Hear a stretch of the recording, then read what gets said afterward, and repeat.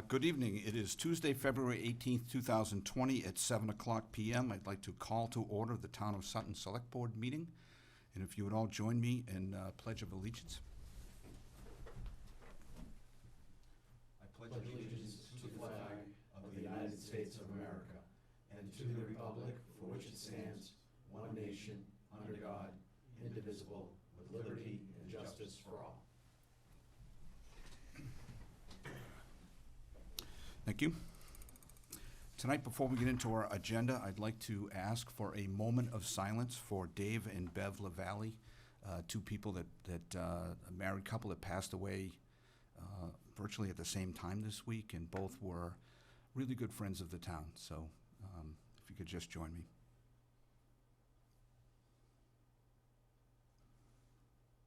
Thank you. Next up is public forum. Public forum is limited to 5 minutes per topic. Discussion or comments about town employees or agency members shall be avoided so as not to violate individuals' rights. Is there anyone here for public forum? Seeing no one. Next up are our minutes from our last meeting. Mr. Chairman, I'd like to make a motion that we accept the Select Board minutes from the meeting of February 4th, 2020, as presented. Second. Motion and second. Any discussion? All in favor? Aye. Passes 4-0. All right. We have tonight Treasurer Collector Lisa Lynch here for some bonds. Jim? Thank you, Mr. Chairman. Lisa Lynch will be here to present to the Board of Selectmen the sale of notes that took place on Wednesday, February 12th. This was authorized at the May town meeting as part of the Capital Stabilization Fund borrowing. Typically, we have the board go down and sign the notes at the treasurer's office, but because town hall is kind of closed at 6 and this meeting could go a lot longer than 6 o'clock, 7 o'clock, 8 o'clock, I figured I'd have Lisa come up and present to you, and then you can sign the notes after the meeting. So I think this is your first time kind of It coming and is. presenting, so welcome. It's good to have you here. Thank you. Thank you very much. Thanks. Well, as Jim said, at the May 13th town meeting last year, the town voted to approve a borrowing of $1,635,000. The breakdown is $600,000 for road paving, which is Central Turnpike, which has already been done. $210,000 to replace a highway dump truck, and $825,000 to replace a fire engine. So I worked with Lori Lombard, which is our financial advisor through Unibank, and we're doing a borrowing, which is a bond anticipation note, which is a short-term borrowing. So I accepted bids last Wednesday, and we received 6 bids, which I guess was pretty good, and Laurie was very impressed with that. So the winning bid went to TD Bank, and it was 1.39%. The other bids were all in the 1.5s, and one of them was 1.75, so they were much better than the others. So it will have a 1-year maturity. Interest will be due a year from now on 2/26/21, and it'll be $22,600.24. And I think Tim said we plan on paying down about $600,000 by the maturity date, and then we'll take the money from the Capital Stabilization Fund, and then we'll go back out to bid for the remainder of the funds after that. So that's basically it. Deb has the paperwork, which I've signed and the select board needs to sign, but rather than interrupt the meeting, we'll have you sign it at the end, if that's okay. If you don't mind, I'd like to open it up so the board can grill you over these things. If that's okay. I didn't tell him that. You did, Seriously, you did. Oh, please be kind. This is all new for me. You're doing great. Thanks. Jesse? Yeah, thank you, Mr. Chairman. Lisa, welcome. Thank you. Again, this is your first time This before is- us, right? This is, yes, it is, and Okay, so do we have to put on like the stern, serious face, or? No, I'll be honest with you, You're following the process. We took the low bid. The low bid is a great number. Part of that, I'm assuming, is because of our AA bond rating. I'm sure, yes. Which, you know, it goes to long effort by the financial team over the years just to make sure that we have our budget in line and that we have policies in place. And the fact, I'm assuming that it's a very competitive interest rate on that. I think we're in good position. And obviously, this is a necessary step because all of the items that you mentioned were approved by town meeting. So this is kind of the backside of it. You know, it's one thing to put an item up before town meeting and have them vote, but, you know, we have to go and get the borrowing so that way we can get things in motion. I know that Central Turnpike has been paved. Yes. I believe the highway truck Yep. is in town. It is, And I yeah. believe the fire truck is on the way. Yeah, it's being built. So it's very exciting news, that's for sure. That's good. I don't really have any questions. I don't really know what to ask about this, but Okay. I have a feeling that the more financially Okay. inclined individuals will have more Sure. to say, so. But thank you again. You're welcome. Thank Thank you. Jonathan? Thank you, Mr. Chairman, and thank you, Lisa. You're welcome. So this is my first time as well, so we're in the Okay. same boat on this. Yeah, great. And I'm not a financial person. So the question that I have is, I just want to make sure I understand the whole process. 'Cause if I'm a little bit fuzzy on it, then maybe others are as well, in the public. So, we're getting a note for 1.6 million, 1.635, Yep. yeah? and then we're not going to pay anything on that until a year from now, where the minimum interest would be 22,000. We're going to Yep. pay 600,000 between now and this end of the year. Is that correct? So what happens is, on the maturity date, we pay the full $1,635,000 Yep. plus interest. And that's a 1-year maturity date, Yep. or okay? Just prior to that, we'll go out to bid for 1,635 minus whatever our pay down is gonna be. Right now, I'm budgeting 675,000. Okay. So that difference is what we'll go out to bid just prior to having to pay the $1,635,000 Yeah. out. Plus So the that interest. Right, so Yep. that they kinda just time it and they have us all at the same time. Okay. And then that'll be due a year for, you know. So it's a year by year So type it'll of be thing until we roughly- pay it it'll off. just be under $1 million due another year later. We'll pay down again another six-something, and then the final year, it'll be about 300,000. Mhm. You know, what's the advantage of this strategy? Lower interest rate Mm-hmm. and lower borrowing costs. So if we went out for a 3-year bond, you know, our interest rate might be 3-4%, whatever the market is. It's part of this, we're hedging that interest rates are going to remain low based Right. on the climate that we're in now, right? And to do to pay, Unibank's cost for doing this was what? $550. Right, where if you do Yeah. a bond issuance, we could be paying thousands. Right. Nope, sound strategy. I just wanted to make sure everybody was clear on the process. Thank you. Thank you. Jeff? Thank you, Mr. Chairman. Thank you, Lisa. This is pretty much the plan that we adopted at town meeting, and so I don't have any questions about it, but I just do want to emphasize for the public that the debt service is coming from the capital stabilization plan as opposed to additional new taxes. That's correct. That's correct. And that's, when we refinance, that will also happen. Still. Okay. so that- There'll be an article on this May's town meeting to appropriate from the capital stabilization fund for debt service. Perfect, yeah, so I just wanted to emphasize that, so people that are watching will understand that it's not new taxes or anything like that that's being generated, so that's all I have. Thank you. That was the exact same thing I was gonna talk about, so it's kind of There we perfect. go. So the 6 bids, do you think the 6 bids in particular had to do with the bond rating, the AA plus bond rating that we I'm have? sure they did. We had to provide all kinds of information to Lock Lord, our bond counsel. So they approved it, and I'm sure that the bidders felt that we were a good risk, so A lot of it Yeah. is timing. Yeah.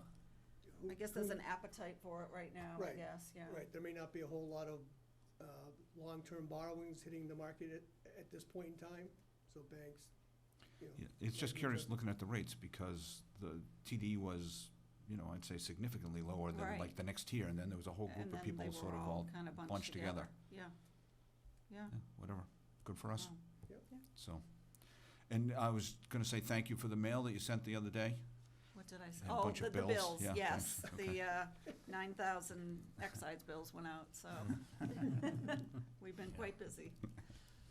Well, anyway, it was great to have you come before us. Nice job. Thank you very much. Thank you. And if you wanna, I guess there's really nothing to vote, so tomorrow morning Okay. we'll have documents on your desk. All right, great. Thank Thank you you. very much. Thank you very Yeah. much. Up next is the FY19 audit presentation from Melanson and Heath. Jim, I don't know if he's, Well, I'll leave it to Scott McIntyre to take it from there.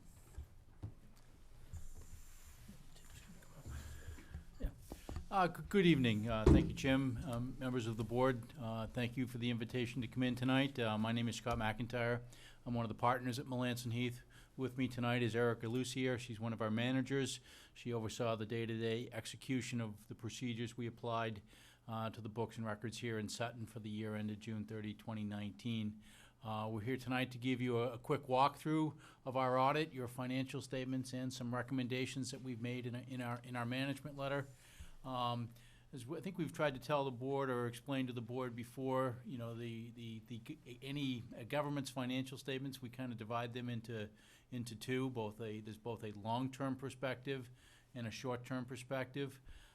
And I'm going to walk through our opinion and tell you a few more things, and then I'll touch base on two key things that we see as part of, you know, just we think need to be brought to anyone who's reading a community's financial statements. A couple of the long-term liabilities, you probably remember what they are, your net pension liability and your net OPEB liability.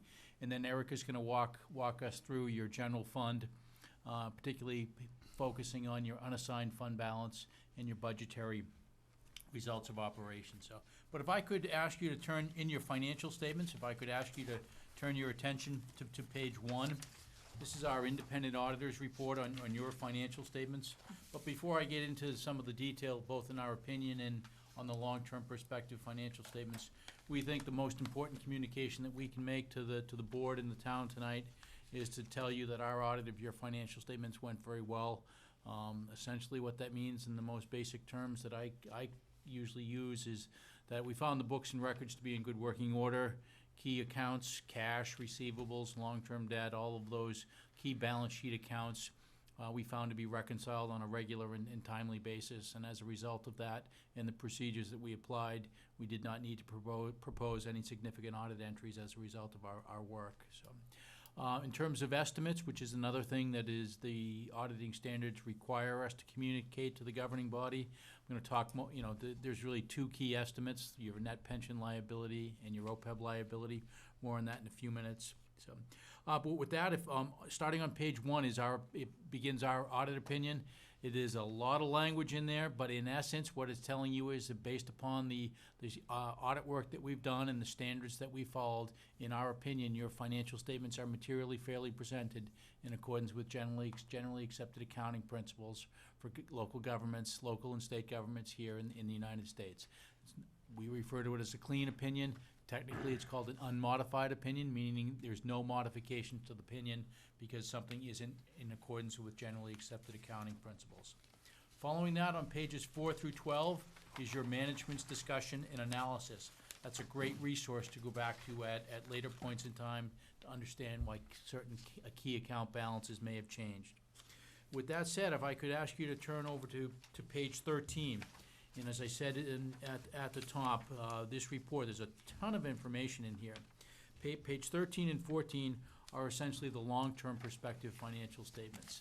And following that, it will be our discussion of the general fund, which is a very short-term perspective. The key accounts on page 13, again, the long-term perspective, focusing on that first column of numbers, which is your governmental activities. Most everything except your sewer fund and your transfer station fund, are in that first column of numbers or the governmental activities. In the key accounts here, about 2/3 of the way down the page, you see your net pension liability, again, in that first column of numbers of about $17.3 million. That's the town's proportional share of the unfunded liability at the Worcester Regional Retirement System. That liability is increased by about $1.8 million over the prior year. Below that, you have your net OPEB. OPEB, again, is an acronym for Other Post-Employment Benefits, and when they say other, they mean other than pension. So what does that really mean? It's the retiree healthcare liability. That net OPEB liability is just under $43 million as of June 30, 2019. That liability is up about $5 million over the prior year, principally driven by a drop in the discount rate that needed to be used in projecting what the future assets, what the assets will earn in the future. So collectively, those two liabilities, the roughly $43 million, what we often try to draw people's attention to is collectively those $43 million in liabilities. That's what's driving the second number up from the bottom on page 13 in that first column of numbers, which is, pardon me, I just need a little light here. It's just a little bit less than $40 million. That's in parentheses, indicating that the liabilities outweigh the assets, and it's really driven by those two unfunded liabilities, the net pension liability and the net OPEB liability. That's really it. I mean, there's certainly a wealth of information in your footnotes, and there's a lot that can be said about these two liabilities. We just think there's a responsibility for any reader of these financial statements to understand these in context, that they are not necessarily hitting the general fund budget each year. These are long-term liabilities with respect to pension. The county system is on a funding schedule. I don't know the exact date that is scheduled to be fully funded. It's probably in around 2030 to 2038, 2035 to 2038, excuse me. And with respect to OPEB, you have a couple of years ago, did set up a trust. It has some assets in there. That's a huge step forward. It would be really easy for me to sit here and say it should be fully funded, but it's not that easy. With all the competing interests in any community, setting additional funding aside for OPEB purposes in the future, it's a great goal to have, but those are local decisions that have to be made. So, with that said, I'm going to turn it over to Erica to talk about the general fund, in particular fund balance, budgetary results of operations, and then some recommendations we have for the town. All right. If we could please turn to page 15.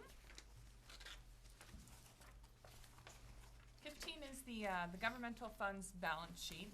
I find this to be a little bit more useful because it's maintained the way that the town maintains its books. Again, it doesn't include those long-term liabilities. There's 4 different columns. Your general fund column, which is your main operating fund. Your police station fund, which is a major fund this year, it's the capital project fund.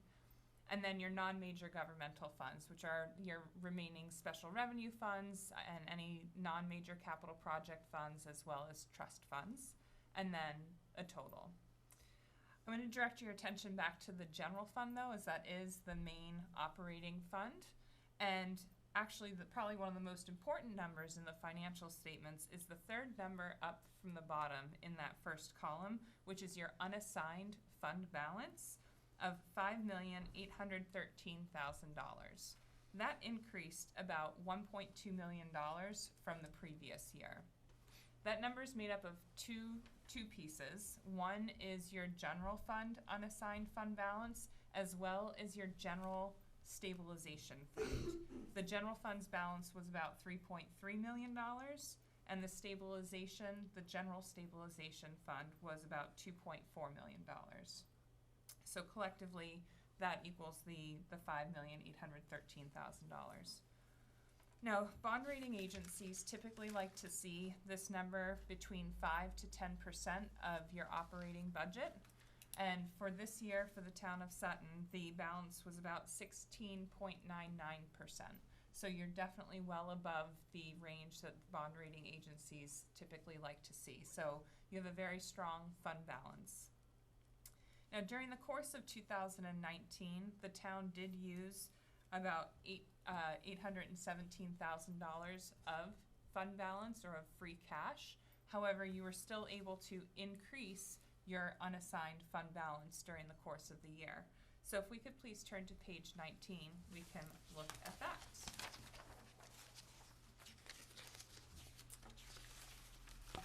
Page 19 is the general fund budget versus actual. There's 4 different columns, your original budget and final budget, so what you started and ended the year with.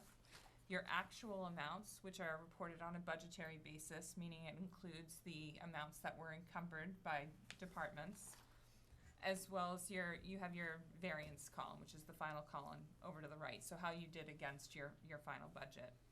There's 3 different sections. The top portion is your revenues, in the middle is your expenditures, and the bottom portion is your other financing sources or uses, which includes your transfers in and out, as well as that use of free cash. You'll see there's 4 different line items that list out what the uses of the free cash were.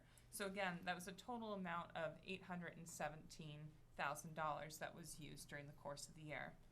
However, if you look in the column all the way over to the right, on the top, you'll see underneath of the subtotal for revenues, you had a revenue surplus of $967,841. So again, that's the revenue surplus. In the middle of the page, you'll see that you had departmental turnbacks of $688,912. So that's what departments didn't spend or encumber at the end of the year. So the very bottom number in that final column of $1,656,753, that's overall how you did against the budget. So you beat the budget by about $1.6 million. Now again, as I mentioned, you used $817,000 of free cash. So during the course of the year, you were able to recoup the amount that you used. And generally speaking, again, from an auditor standpoint as well as bond rating agencies, if you're going to be using free cash, being able to recoup that during the course of the year is important. And again, you've been doing that historically. So again, that's how you were able to increase your unassigned fund balance during the course of the year, even though you used your free cash. Is that $1.6 million number, is that equivalent to free cash for that year? No, the free cash that ended up being certified for 19 was about $2.8 million. So it did help to increase that amount, but that is I not don't think it's the not amount quite of the same. free cash. Okay. Thank you. If you could please turn to page 23.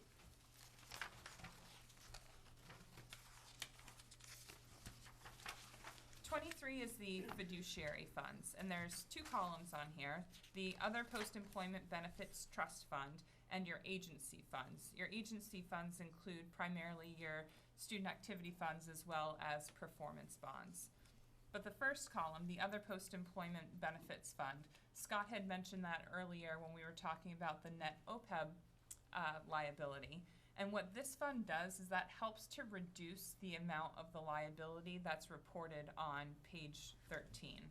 If the town did not have this fund, that liability would be $1.4 million, or actually almost $1.5 million higher.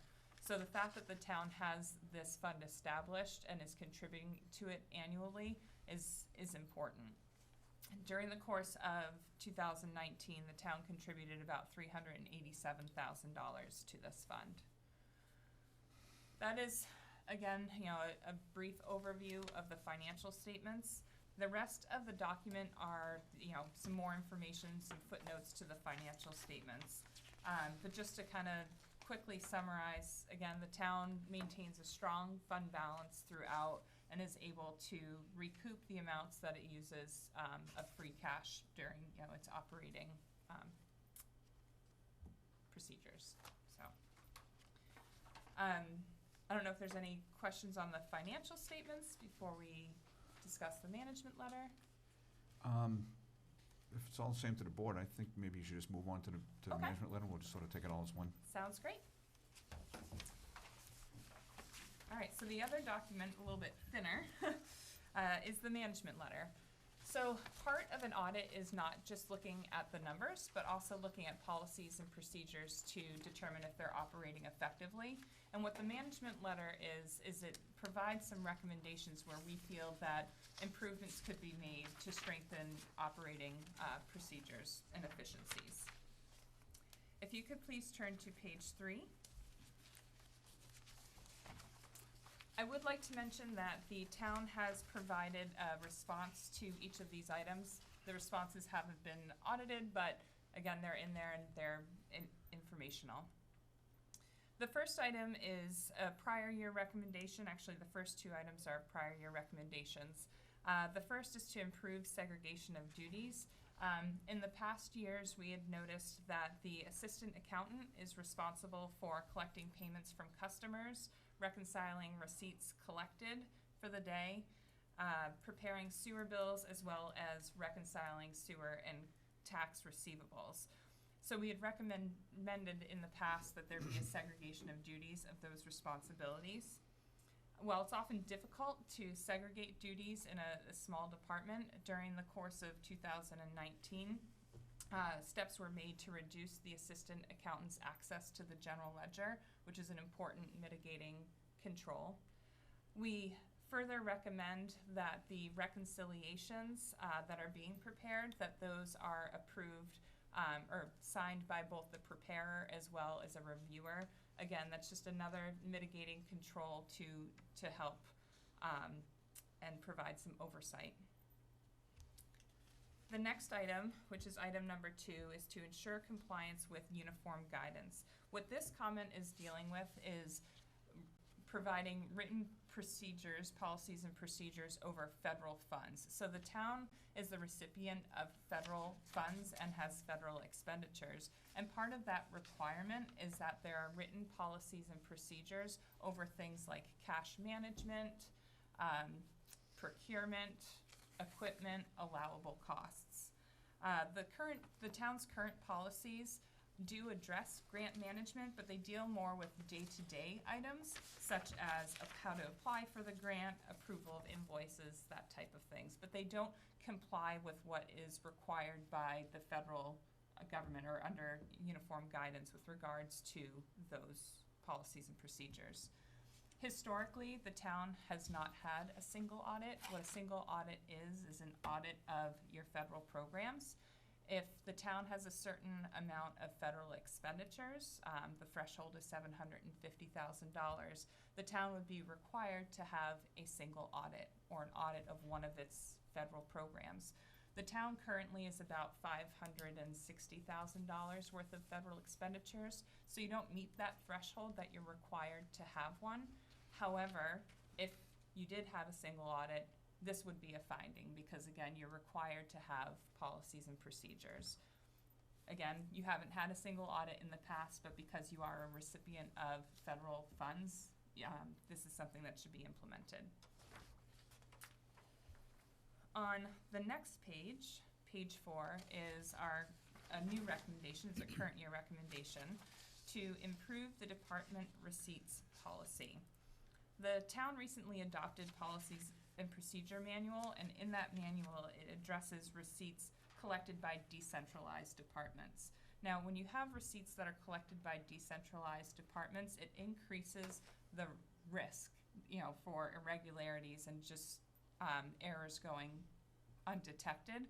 And in the policies and procedures that have been established, the policy places the responsibility on the individual departments to come up with the policies and procedures themselves as to how to safeguard the collections. Without standard forms that are, required of each department, it leaves the departments up to, decide what they want to implement, and that does, run into issues in terms of standardizing processes and, again, making sure that errors are avoided. So our recommendation is that the policy be revised to require departments to use standardized receipt logs. So a receipt log would list, the payee, the customer, the date it was received, whether it was cash or check. Should also require that turnover forms from the departments to the treasurer's office have dual signatures, by the preparer and the reviewer. Again, improving and strengthening those policies and procedures would provide oversight for all of the departments involved. And then the last item, which is on page number 5, this is informational.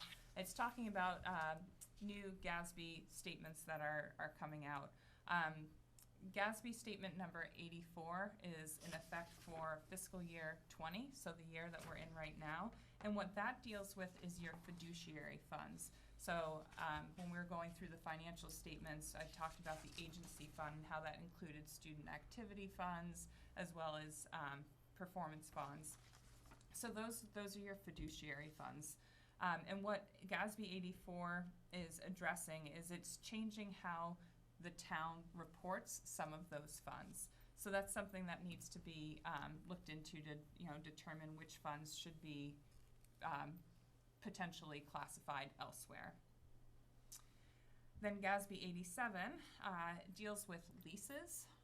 Previously, the town was required to record capital leases in its financial statements. However, GASB 87 is redefining the term lease and is now including operating leases in that as well. So leases that typically would not have been considered in terms of recording on the financial statements are now going to have to be evaluated. So again, just preparing for that, the town should start looking through the operating leases that it currently has to determine what is going to need to be reported. And that summarizes the management letter. I just want to mention, I know Scott said this at the beginning, but when we do come in to perform the audit, it's usually a very smooth process.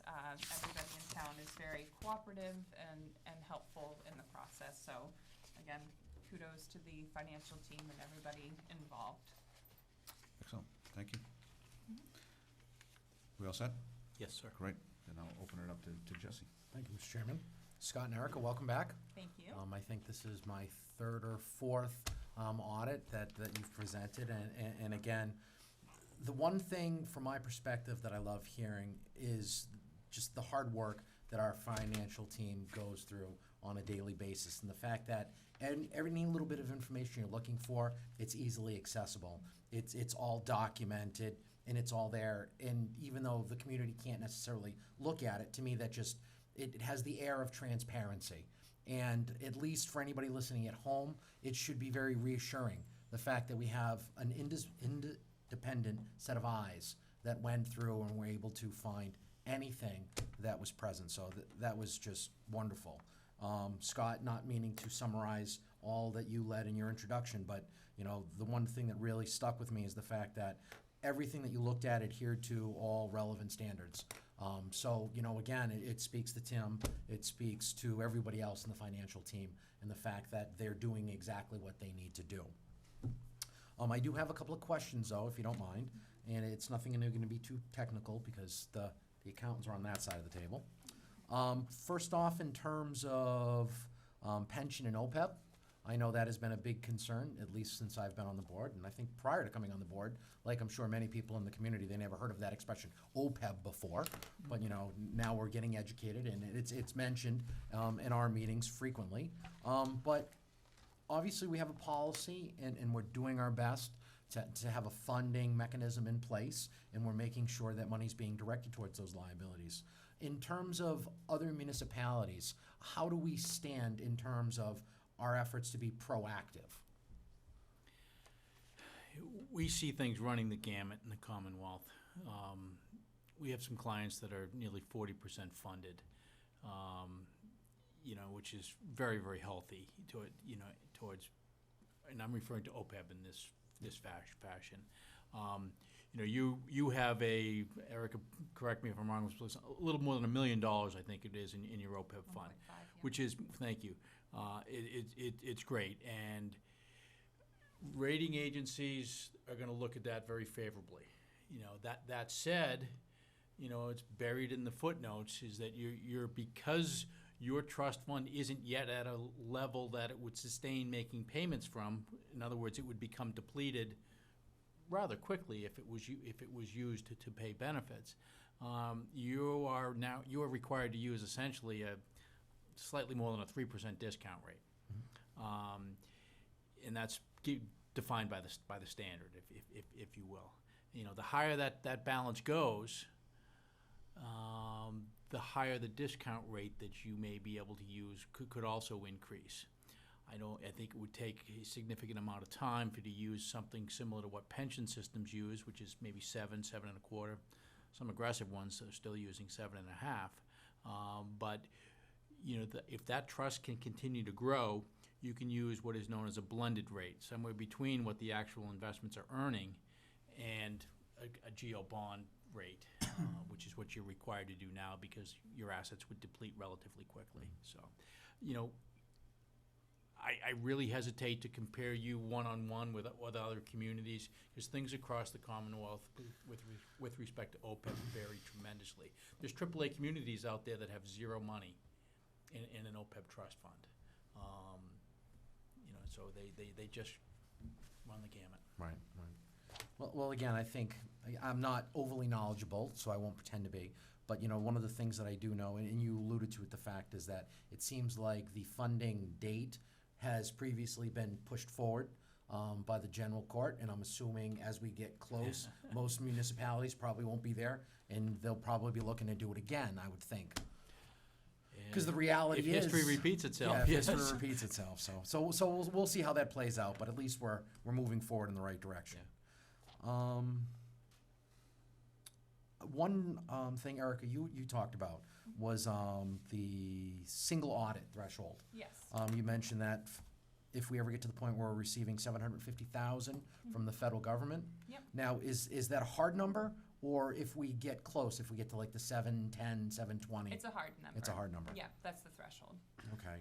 Obviously, what would you mention? We were at like 5.25. Yeah, you're about $560,000 in federal expenditures. Okay, so you never know what Congress is going to do, but Right, maybe and one also, day. the thing to keep in mind as well, this year it's 560,000. Every once in a while, you might get like a 1-year grant Right. for 100,000 or 200,000, and that would put you over the limit for that 1 year. We've seen that happen before, where just for flip in time, you were over the limit. And again, that would require the single audit. Well, seeing how you mentioned that, I'm sure that the financial team will, be putting measures in place. And so we that would way. welcome that news if we got. I know, wouldn't that be 500,000. wonderful? Yeah, exactly. We'll knock on something and hope that it happens. All right, lastly, you talked about standardizing departmental receipt forms. I remember last year, there was a minor issue that occurred in terms of receipts and logbooks. And I know I happened to witness almost immediately the proactiveness of one of our departments. It happened to be the fire department, and Chief Belcito's with us. Yep. And it was touched upon, and they immediately jumped on it, and they wanted to take care of it immediately. So I'm assuming that, like every department that we have, with your recommendations, that they will do their best to rise to the challenge and put it in motion, and, it will be a completed issue when you come back and give us next year's update. That'd be wonderful. That's all I have. Thank you, Mr. Chairman. Excellent. Thank you again for the work that you did for us. Thank you. Jonathan? Thank you, Mr. Chairman. Thank you. I think I just want to echo what Jesse said in the beginning of his kind of talk around just the hard work of the finance department and making sure that they're staying within the standards and and being very open when you come in and helpful. I'm really appreciative of that. That's more important to me than probably anything because that just goes to show the character of the team and the importance of being open and having that just disclosing what's there. So I'm really excited about that. I think one question I do have that when you were describing, this is back on page 15 of the annual financial statements. You were talking about the unassigned, Yes. and you said we were at 16%, and what was the range that we typically should be in? Yeah, 5 to 10% 5 to is 10. what bond rating agencies typically like to see. And why are we above that right now? Because you have a strong fund balance. Okay. Yeah. So we're above which is Correct. good. So we're Yeah. actually well into the positive. Yeah. Okay. So again, when you're looking at the unassigned fund balance, you'd want a minimum of 5%. Again, the fact that you're over is great, but the minimum that you would want would be 5. The 16.9, again, that's a healthy fund balance. So. And just to remind you, Jonathan, we have a general stabilization funding policy that is 8% of our operating budget minus debt exclusion. So we're currently at 8% in our stabilization fund, so that's helping driving. Just with The that fund total. alone. Right. So as kind of what you've stated on a couple of different occasions here is that the importance of kind of managing this way has allowed us to have a much better bond rating, and obviously then we pay that much less from borrowed money. So I think, as we saw today as an example, so I just think it's pointing out these points of where these key elements are required in order for us to get these favorable bond ratings was helpful for me to understand. So, thank you. Yep. Jeff? Thank you, Mr. Chairman. I don't have a lot of questions, actually very few, because I think I've kind of expected and known that the financial shape that the town is in, so I'm glad that there's nothing that's really jumped out. I Most was people actually, don't like surprises from their auditors. exactly, and so that's, I was more interested in the management letter and the issues there, and, I don't want to downplay the seriousness of them or not, but they're really, in the grand scheme of things, relatively minor, I think. Would you agree with that? Yes, Yes. we would. Okay. And I just had, the question I had was on the second one, which was ensuring compliance with uniform guidance. And I just want to make sure that I understand the response from the town is that it says the town accountant will provide all departments that receive federal funds these requirements and assist them in writing policies and procedures. Is that a town-wide procedure that we should have, or is it department-wide? So typically it's a town-wide policy and procedure. I've seen where there's a separate one for the schools, because the schools might tailor them slightly different. Yeah. So typically there's two, sometimes there's one that would include both the town and the school. Okay, But it would not be department by department. got it, okay. And with regard to the schools, the audit kind of covers the school activities as well. Do we look at, or do you look at the revolving funds, the so-called fiduciary funds within the school as well as the town? And were there any issues that you noted there? Right, so the revolving funds are included in the town audits. That's part of the non-major funds, Yeah. and that gets looked at just the same as anything else. With regards to the fiduciary funds, that would include your student activity funds. Those are reviewed as part of the town's annual audit. However, there has been in the past a specific audit on the student activity funds. I don't have that audit report with me, but there was, I want to say maybe a year ago, there was an audit done specifically of the student activity funds Right. and looking at the policies and procedures, and the operating efficiencies there. Okay, so obviously there's no issues that came up with this one. Correct. And then I guess the last thing is, given our bond rating and where we are, is there anything that we could do to improve it even further? That's really tough, because it's not all about the financial statements. A lot of the demographics, rating agencies take community demographics, past practice with respect to, things like overrides and debt overrides. All of those different elements come into, when the rating agencies would assign a particular rating to communities. As Erica, I think, pointed out, one of the things that jumps off the page to us is, when she talked a little bit about the budget versus actual page, and, that number, I think it was like $1.5 million, $1.6 million in positive results of operations. You always want to see that number greater than the amount of free cash that's used, because things are going in the opposite direction if that is not the case. And, she also mentioned that the unassigned fund balance went up about $1.2 million. Well, I think it's in your MD&A, and as I said before, that's a great resource to go back to at a later point in time. But if you take that favorable results of operation on your budget versus actual page and look at the amount of free cash that you used for next year, fiscal 20, that 1.6 softened by about $3 million, you're getting down to exactly what that 1.2 is. And so the statements really connect the dots as to budget versus actual results compared to changes in your unassigned fund balance. And that, to me, is a real key measure, is There's one year, in this case, there's the 19 budget versus actual results. Always compare that with the amount of free cash used for the subsequent fiscal year. Budget versus actual page incorporates the amount of free cash that we use for 19. Look at the budget versus actual revenues and expenditures compared to 20's use of free cash. Yep. FY 20's use. Okay. All right, so as far as the bond rating, though, we're pretty much as good as we can be right now.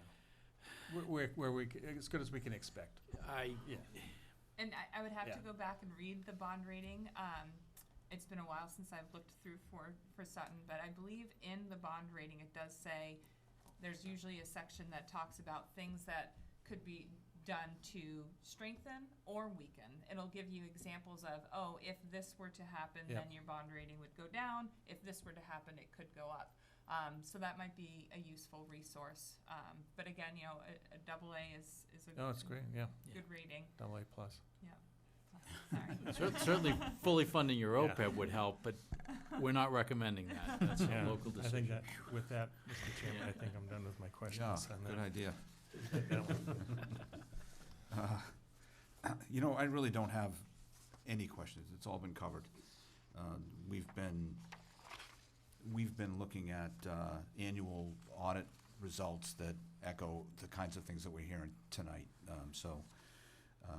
You know, I'd like to say thanks to the two of you for making a presentation that helps us get some understanding out of what otherwise is pretty difficult stuff to understand. So helping us see and understand what particular things to highlight and what that should mean to us is pretty helpful.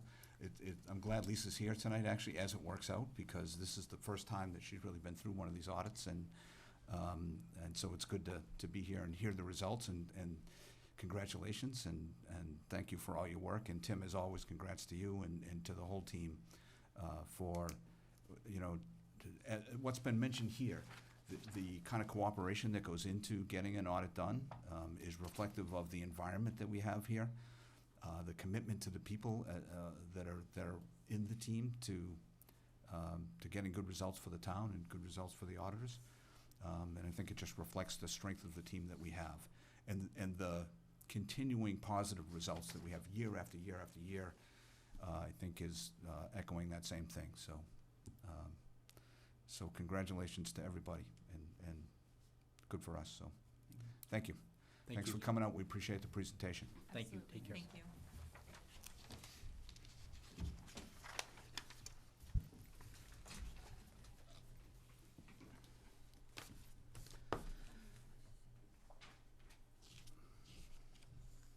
So although it's hard to imagine anything else as exciting as that, next up is the Jeff Wilson Fire Chief Emeritus appointment. Thank you, Mr. Chairman. This evening, I'm requesting that the Select Board appoint Mr. Jeffrey Wilson to the position of Fire Chief Emeritus. Mr. Wilson will be retiring from the Sutton Fire due to mandatory retirement age. Mr. Wilson previously served as the Fire Chief for the town of Oxford for 12 years, and Maynard ended up stealing him over here and working for the town of Sutton. Mr. Wilson, we won't let a good thing go off into sunny retirement. We are adopting him over at the emergency management as working with Paul Maynard. So we're not letting all his talent go to waste, and you know, the board needs to formally make this appointment at this point. Great. Would you guys like to come on up?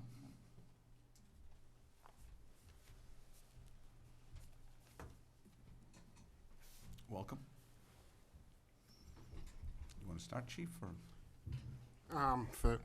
For those of you that couldn't put a name with a face, I'm sure, this is Jeff Wilson. He's been with us for 10 years. I have personally known Jeff my 35-year career. I've worked a lot with Jeff on various projects within Fire District 7. He's always been the go-to guy. When I came over here in 2012, I was very pleased to see that Chief Maynard took him on. Jeff retired from Oxford Fire as a chief, and very shortly he realized he could not go into retirement for the service that he so devoted so much time to and had more time to give. So, as Mr. Smith said, Paul Maynard was like an eagle waiting, swooped him up, and Jeff came on board in 2010. I took over for Chief Maynard in 2012. 2015, I had a lieutenant's position open up at Station 2, and that was a no-brainer with all the knowledge in just leadership abilities. Me and Mr. Smith slid him right into that position. Jeff has been our go-to guy for fill-in when the duty crew has been on vacation or at a seminar, or we were just shorthanded. We're going to miss him tremendously in that capacity. He's been a shoulder for me to lean on, an ear to listen. You know, he's been around the block. He's been in the fire service since they kept records on stone tablets. So, Well back. you know, I'm going to miss him. And, you know, I thought about this, and, you know, me and Jeff had a few personal conversations, which you know, that those will internally stay between us. And I'm like, okay, now's the time we have to make a move. I went and seen Mr. Smith. Well, first off, I after an officers meeting, I held my district chiefs over, and I explained to them what you know, about Jeff's, you know, and what I thought was right. They quickly, less than a minute, they were like, yeah, Chief, you're 100% right. You know, Jeff certainly deserves this honor. So the very next morning, I went up to Mr. Smith, and I asked for 10 minutes of his time, which he never refuses. And I told him, and he just looked and with his smile, and he's like, you know, yeah, I support this. You know, I'm going to have to push it up to the select board, which he did, and it is my understanding. Well, obviously, you know, it was unanimous for you guys to agree upon that. I deeply appreciate that you always show the Sutton Fire Department your support, along with Mr. Smith and all the other department heads. So once we got that blessing, myself, District Chief Dresser, and Jeff Briggs and Renee, we started scrambling because I think that was in early January, and we set his date for February. And to get things done was a challenge. We ran around proverbially with turkeys with our head cut off, but we pulled it off. We did keep it a complete secret. There was approximately 120 plus people in the room that night. It was jam packed. At the end of the day, he so much deserved that night, and I'm just proud to be a part of it. And I know, you know, Jesse was in attendance, and I absolutely totally understand that. You know, it was kind of short notice, and everyone has busy, hectic lifestyles, and things on their agenda. And I'm sure you wish you could have been there. But the Marshal Ostrowski was in attendance, as well as Senator Fatman and State Rep McKenna, which presented them with plaques. So, you know, it was a great night. And again, thank you for supporting this request, all of you. It meant a lot to me, and I know it meant a lot to Jeff. So that's, you know, any other questions? Jeff, you have an opportunity to speak if you'd like to say something. Mr. Chairman, Mr. Manager, members of the board, thank you for having me here tonight. Much like the surprise party, I remain speechless over this privilege or name being bestowed upon me by the town of Sutton, by all of you. The chief, as I wrote in a line to the manager, Sutton became a savior for me. It was a time in between the Oxford deal and Chief Maynard calling me that really down the dumps, because I was not ready to leave the fire service. I'm not ready now at 65, but there comes a time to hang it up. And Chief Maynard brought me here for one purpose, to run his special operations vehicle. But once it's in your blood, I reached out to Chief Maynard and said, well, gee, how about if I can do this? And how about if I can do, next thing you know, full-fledged firefighting. And then I did apply for Chief Maynard's job. And had I known that the gentleman to my left had applied, I would not have taken your time, Mr. Manager, and wasted the interviews, because you have a very, very, very good fire chief. And I say that as has been a fire chief, working for the man, working for the town. You've got the best, the best. So I just appreciate the town of Sutton. I appreciate all you have done. I appreciate everything that the chief has done, and I will continue through emergency management, running the communications truck, to make Sutton proud. And thank you for that opportunity. I really, really, really appreciate it. I cannot thank you all enough. Thank you. Thank you, that was great. And I think Jesse would like to have a comment. Sure, I actually have a couple of comments. Chief, welcome. Which one? I know. Well, we don't have the video presentation, which we get to enjoy at the Dud, so we'll just kind of leave that by the wayside. But I would like to share to the community just a couple of the bullet points, and when I got a chance to speak to you personally as well as everyone in attendance. Being a part of the ceremony to me was just, it was a great honor. And Chief Belcito, thank you for the invitation. I appreciate that. But as I told the crowd, and I'll tell the town, a couple of things stood out to me. First of all, we mentioned Paul Maynard. Paul Maynard, as I mentioned then, and I'll always say, is someone who I have the utmost respect for as a professional. He was a colleague on the Board of Selectmen. He was my colleague also on the Police Building Committee. But he is dedicated, he is hardworking, and he knows his stuff. The fact that you came to us on his recommendation is all that needs to be said in my book. And the fact that he's not letting you go. He's bringing you into emergency management. So, of course, I definitely support that move. Chief Belcito as well. The fact that he was the person who recommended this new honor, again, that's all I need to know. I'm going to be fully behind it. But you also mentioned service to the town, the communications truck. That is a state-of-the-art piece of equipment that you spent a lot of sweat equity in making sure that's functional. And I know that is not only used by the town, but correct me if I'm wrong, Chief, it does go out throughout the whole fire district.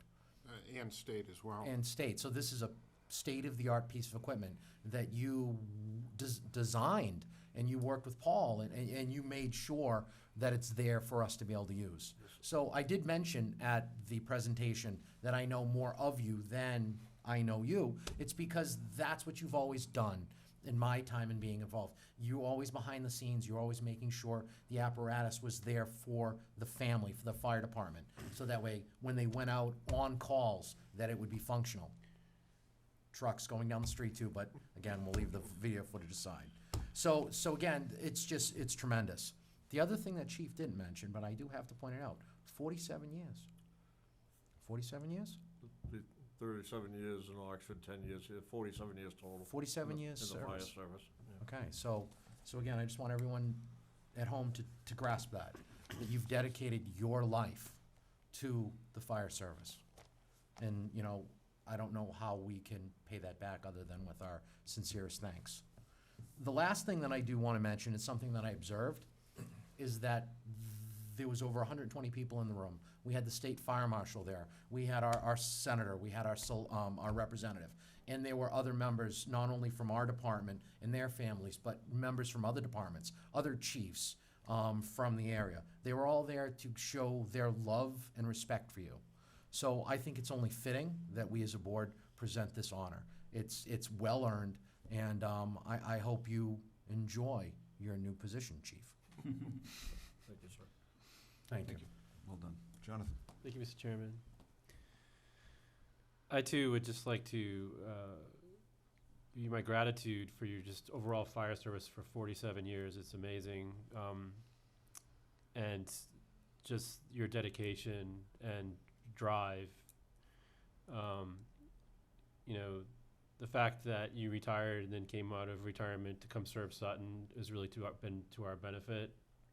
And you're retiring, but you're really not retiring again. You're still going to continue to serve us. So I think that just shows, like, I know my father-in-law served the town of Lewiston, the city of Lewiston in Maine, and he went all the way into his 70s and just kept going until they finally, told him he couldn't work anymore. And so he was a police chief there, Yeah. and so I totally understand that drive of you can't get it out of your blood once it's in there, and the town and our communities are better for people like you who are willing to put that kind of commitment in and serve us. So again, this is just an honor that when Jim kind of called around to each of us, like the minute he explained the situation, I was like, this is a no-brainer. I'm really happy that this was something that was proposed to honor your work as, for your service in the fire service and your commitment to the town. Thank you. Thank you. Jeff? Thank you, Mr. Chairman. Mr. Wilson, we don't know each other.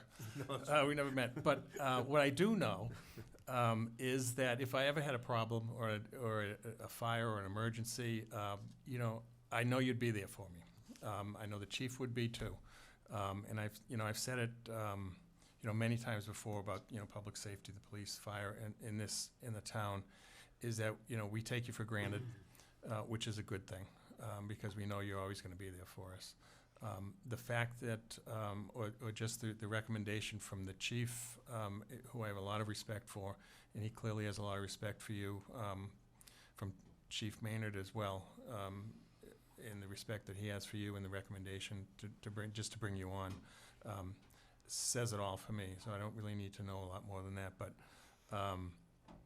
again, I thank you for being there for me, even though I haven't needed you over the last 10 years directly. It's been very comforting. So enjoy your retirement, such as it is, and best wishes. Thank you very much. Thank you. Jesse, I really can't say it better than you did, but, certainly worked next to Maynard for a long time, and to have not just the endorsement of him, but for him to reach out and kind of pull you in it really says an awful lot. I mean, you can't underestimate or undervalue what that means. And I would say the same thing about Chief Belcito. For him, you said a lot about Chief Belcito, and we feel that same thing here. And so for him to bring this recommendation to us, it's not something he would do if he didn't have it deep in his heart that that's the right thing to do. So, as Jonathan said, it was an easy decision for us to make at that point. So, the members of this board that are sitting here, we're here because we believe in community service. So this lifetime that you've spent given to the community, we get that. That's something that we feel and respect. And so we just want to say thank you. And it's an honor for us to be able to do this. So congratulations. Thank you. Thank you, Mr. Chairman. Mr. Chairman, if I may, I'd like to make a motion to appoint Jeffrey Wilson to the position of Fire Chief Emeritus. Second. It's a motion and a second. Any further discussion? None needed. All in favor? Aye. Passes 4-0. Thank you, Joe. Congratulations. Thank you. That was a lot more exciting than the audit, wasn't it? Things are starting to warm up a little. Just in time for my budget presentation. Put us all back to sleep. Financial savings. So I know you actually asked to have this after the audit presentation, so you got to hear it. Oh, absolutely. Trust me, with Mr. Smith and Tim, we know exactly where we stand at all times. So they do a good job. Great job.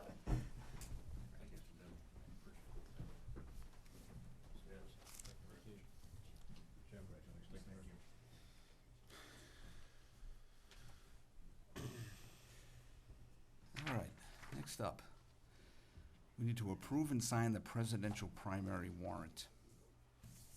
Jim? We need to approve and sign the presidential warrant. So, every The time this- election is March 3rd. Yeah. And we're selecting our presidential primary candidate, as well as committee select man and committee select woman and town committee. Every time this comes up, I always have the same comment. It's like, I don't understand why we're voting on this, because we don't have any choice. It just It what is a presidential election. Go ahead and say no. I really don't understand what the ramifications would be. A little protest, right?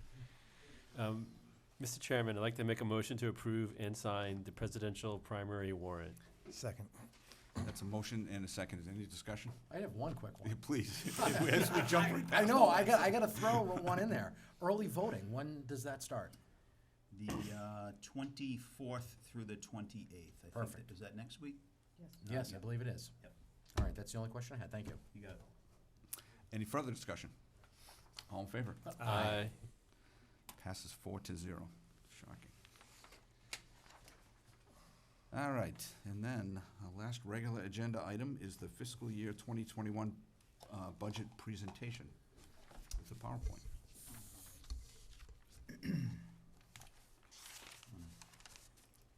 Step to the side.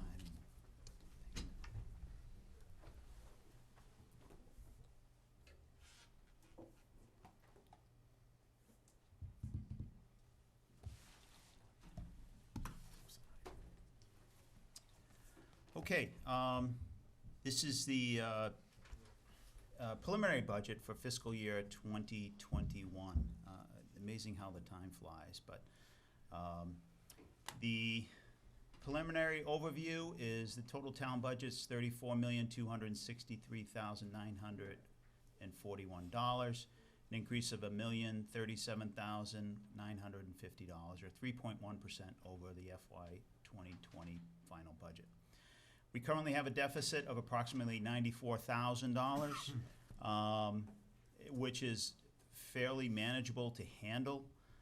Our concern is healthcare at this point in time. If we don't get significant plan design changes, this deficit could be $394,000. So we will be talking to the Insurance Advisory Committee, the unions, to get their feedback and support on the plan design changes, which are significant. And even with the plan design changes, it's still an 8% increase in our healthcare.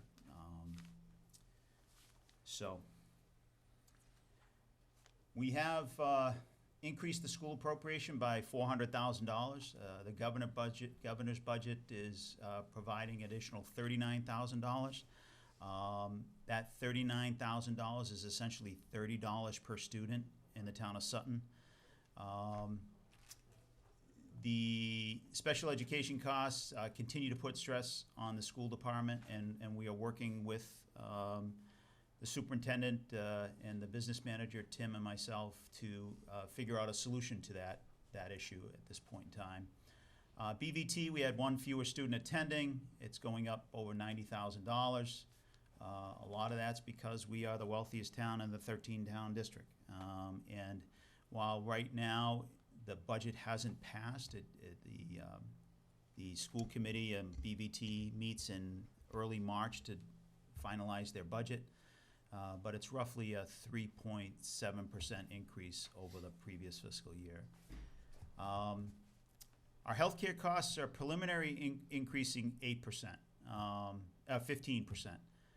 We will be forced to make plan design changes to lower that cost.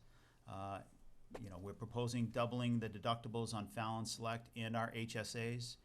Even with these changes, healthcare premiums will still increase by 8%. So I know the employees and the unions don't really want to see that 8% number, but it is reality based upon our experience, our loss ratio.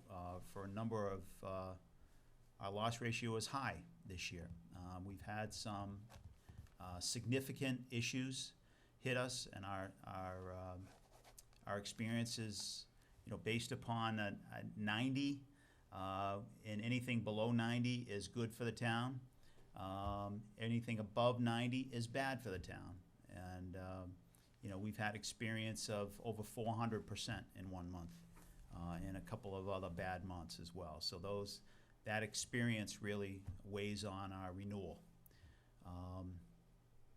We are dipping our toe in the water with reaching out to some other healthcare providers other than Fallon to figure out what they would give us for a renewal. But right now, our worst case scenario is we make these plan designs changes and we stay with Fallon, and we end up with an 8% increase in our healthcare. We have a new department head. It's an HR/payroll. Erin Chinapi serves in that role. She's amazing. She does payroll for both the town and the school, as well as all the HR functions in both of those areas. So we are putting her up here on the 3rd floor, down the hall in the old storage area. Completely renovated that to give her some privacy and give the employees privacy when dealing with the HR. The previous situation of having the treasurer being the HR director didn't work out all that well. The job of treasurer/collector is such an important job, and HR just complicates it and makes it more difficult. So we felt it was time to separate that. Finance director/accountant, that is Tim Harrison. His salary will go up $10,000. $5,000 of that will come from the Manchaug Water District. He has basically agreed to become the accountant for Manchaug Water District, doing all their books, doing their recap, doing their free cash, and all that goes into that. So it's a lot of work that goes into that, but Manchaug Water District has willingly given over that role to Tim. The fact is, to hire any full-time accountant/finance director would cost the town a lot more than the current accountant receives. He works a couple days a week, but he does more in 2 days than most accountants do in a week's period of time. So I think this is a nice recognition and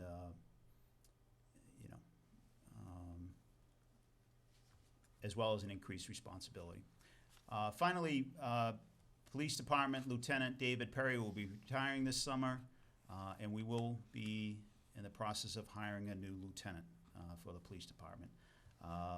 Dave Perry's been a great lieutenant, has been in that role since I started 13 years ago, and he will be missed. He was Dennis's right-hand man and very reliable, and again, he will be missed in that role. He will be receiving some sick leave buyback of approximately $45,000. That is funded within the Police Department budget. We are planning on having a debt exclusion article at the Maytown meeting to fund a sewer line from the villas up to the school. The $4.8 million project goes directly to the school campus, will not go down Singletary Ave or Uxbridge Road or any other subdivision along that route. It'll be a direct line from the villas to the school department. This project will help us avoid at least $1 million replacement of the school's treatment plant, wastewater treatment plant. $2.6 million in operation and maintenance over a 20-year period. Will we replace the town hall septic system? Approximately $250,000. That's just a rough guess. Repay Boston Road. And keep in mind the $2.6 million, that's approximately $130,000 a year over 20 years. That number is only going to go up. We'll go out to bid every 3 years, get bids in from various companies.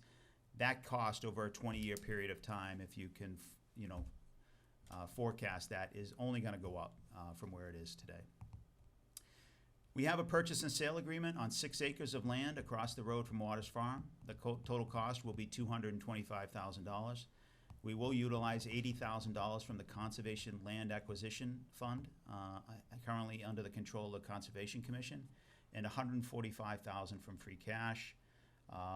Again, The board has already voted on this and signed the purchase and sale agreement. I think we all agree this is a legacy-type vote that will permanently protect this land and allow Waters Farm and future generations to enjoy that property.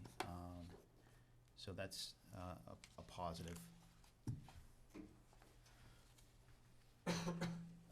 Not much in this slide. The departmental changes go up higher than normal, but that number will come down because the $94,000 in cuts will probably come from various departments. So that number will be reduced in the final budget. Employee benefits increase, this is the big one that could go up another $300,000 if we don't get the plan design changes that we are in discussions towards. So we are hopeful that we will make that. I know that the employees don't want to receive a 15% increase in their premium as well. So they are sharing this burden with the town. Debt service decrease is roll-off from various debt exclusion debts. Local property tax, what's new in this? Stabilization fund, $50,000. We are planning on, at fall town meeting, budgeting up to $50,000 in stabilization fund. We still want to keep with the board's policy of 8% of operating revenues minus debt exclusion debt, but we feel that fund is right at $2.5 million and can probably afford to take some interest off of that account and still allow that account to grow. So that's one major item. And I'll talk more about this later.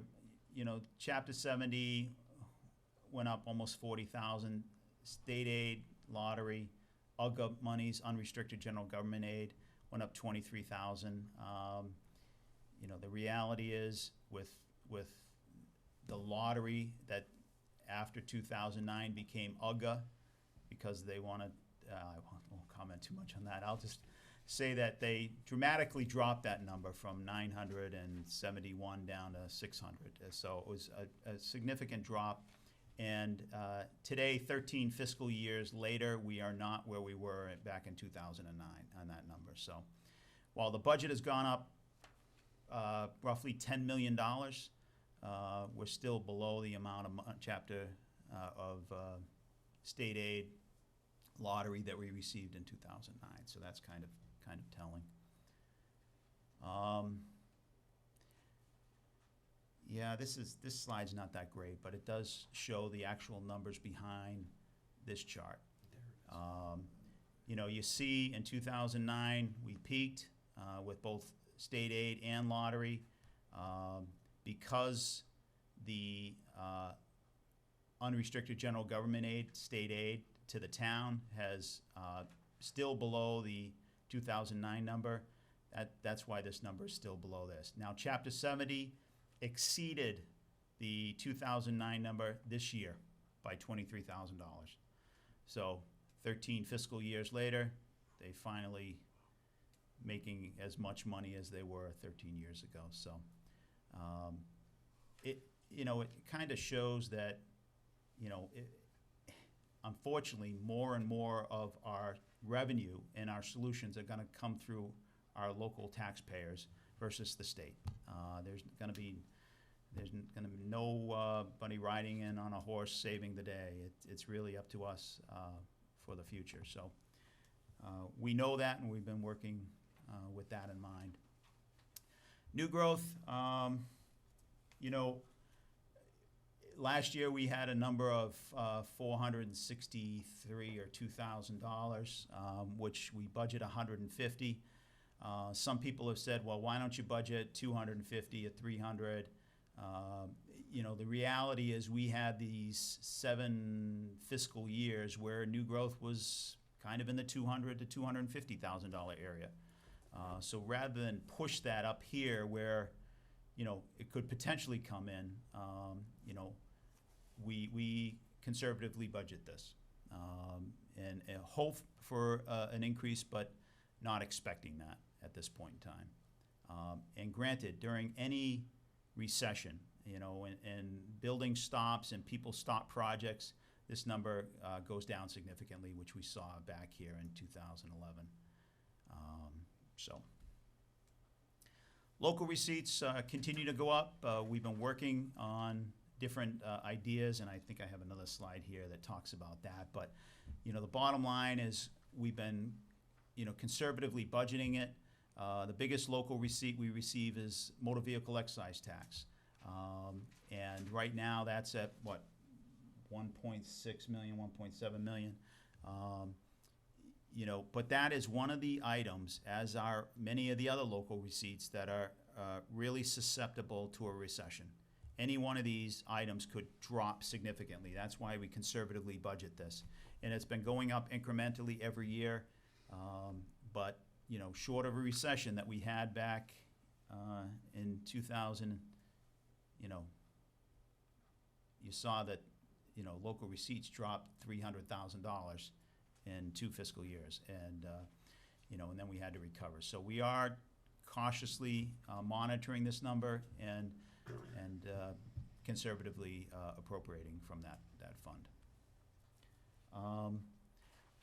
This is the 5-year revenue forecast that we had before us last year at this point in time, and you know, it's changed, and these numbers have changed significantly. But this is just to give you some perspective of where we were a year ago today. Roughly that time frame. You know, we had a little budget gap in 2020 that we were working on.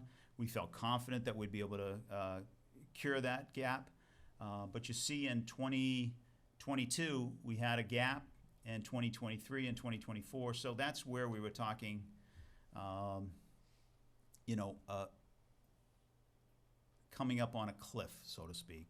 But it, you know, we had to be aware, you know, that if we solve the 2020 number of $53,000, then the 2022 number of $62,000 would be cured because of that, because that deficit would be removed, and so would the 2022 deficit. This year, this is the 5-year forecast, and you can see 2022 and 2023 are good. In 2024, we have an issue. A lot of that's because of the new growth we received. And actual forecast estimates coming in less than anticipated. We are also budgeting an additional $50,000, as I mentioned in a previous slide, and that helps offset this deficit. So, you know, again, as we go forward and we keep our assumptions, that are realistic assumptions coming in less than we have anticipated, that budget issue goes out further. If new growth comes in more than 150, you know, double that, then that $300,000 is taken care of in 2024. So it is good news, and it's also nice to see the perspective of a year ago, this is where we were at, and now, you know, this is where we're at, and a much better situation. So really, the reality of that is new growth came in a lot higher than the $150,000 forecast that allowed this to happen. It came in at $463,000. The 5-year revenue projection shows that we are receiving approximately $700,000 a year in property taxes. That's 2.5% plus $150,000 in new growth. But our typical expenses are healthcare. You know, $200,000 is approximately an 8% increase in our healthcare budget. Right now, our budget is close to $3 million.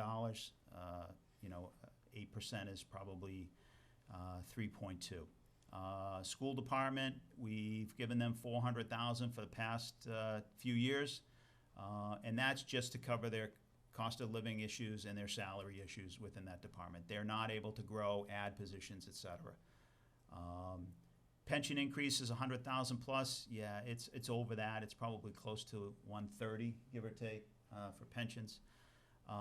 BVT, that's with one fewer individual attending. It's at $90,000. So,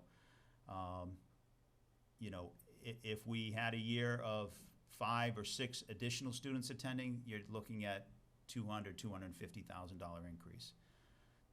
And town department increases of 150,000. This year we have 270. That number will come down in the final budget, but, that's increasing the town departments. Our tax levy is increasing $881,000. 2.5 plus new growth is $690,000. The additional levy is a decrease from the debt exclusion debt, so we are reducing our debt exclusion debt by $98,500. And we have increased or allocated new growth for recurring costs. We like to use new growth for one-time purposes, for capital, et cetera. But to sustain this budget, we've had to use new growth for the tax levy, essentially. We have pushed this problem out to FY 2024, depending any significant adjustment in any of the assumptions. It's a moving target. If our costs come in below our expectations and new growth exceeds our expectations, then we are good for a couple more fiscal years. So this could be a 2025, 2026 problem. But, we have to continue to monitor this and keep a close eye on it and do what we can to address these issues. The biggest thing I wanted to mention in this slide is the first one, the hotels and meals tax. In 2015, that number was roughly $85,000, $88,000. In 2018, that number had grown to $160,000, almost doubled. And that's really a result in part the new restaurants, Brickstone's opened up. Market 32 is selling food, Starbucks and Five Guys and all the different restaurants, and obviously Tony's are doing well. And that's the majority of that revenue. So that really has doubled in the last 3 years. Part of that's also the reason why we're trying to attract new businesses like Prime Metals and IBA. That's roughly 350, 400 new employees to the town of Sutton. And they're going to need a place to eat lunch and have dinner and, have coffee. So hopefully that number will continue to increase and surprise us.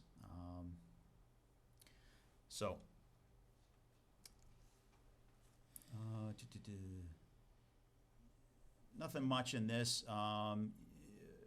Benefits, again, that number could go up significantly if we don't have success doing plan design changes, but I'm fully expecting that we will have success negotiating that. Pensions have increased 11%. The Worcester Regional has maintained their unfunded liability will be paid off at 2035.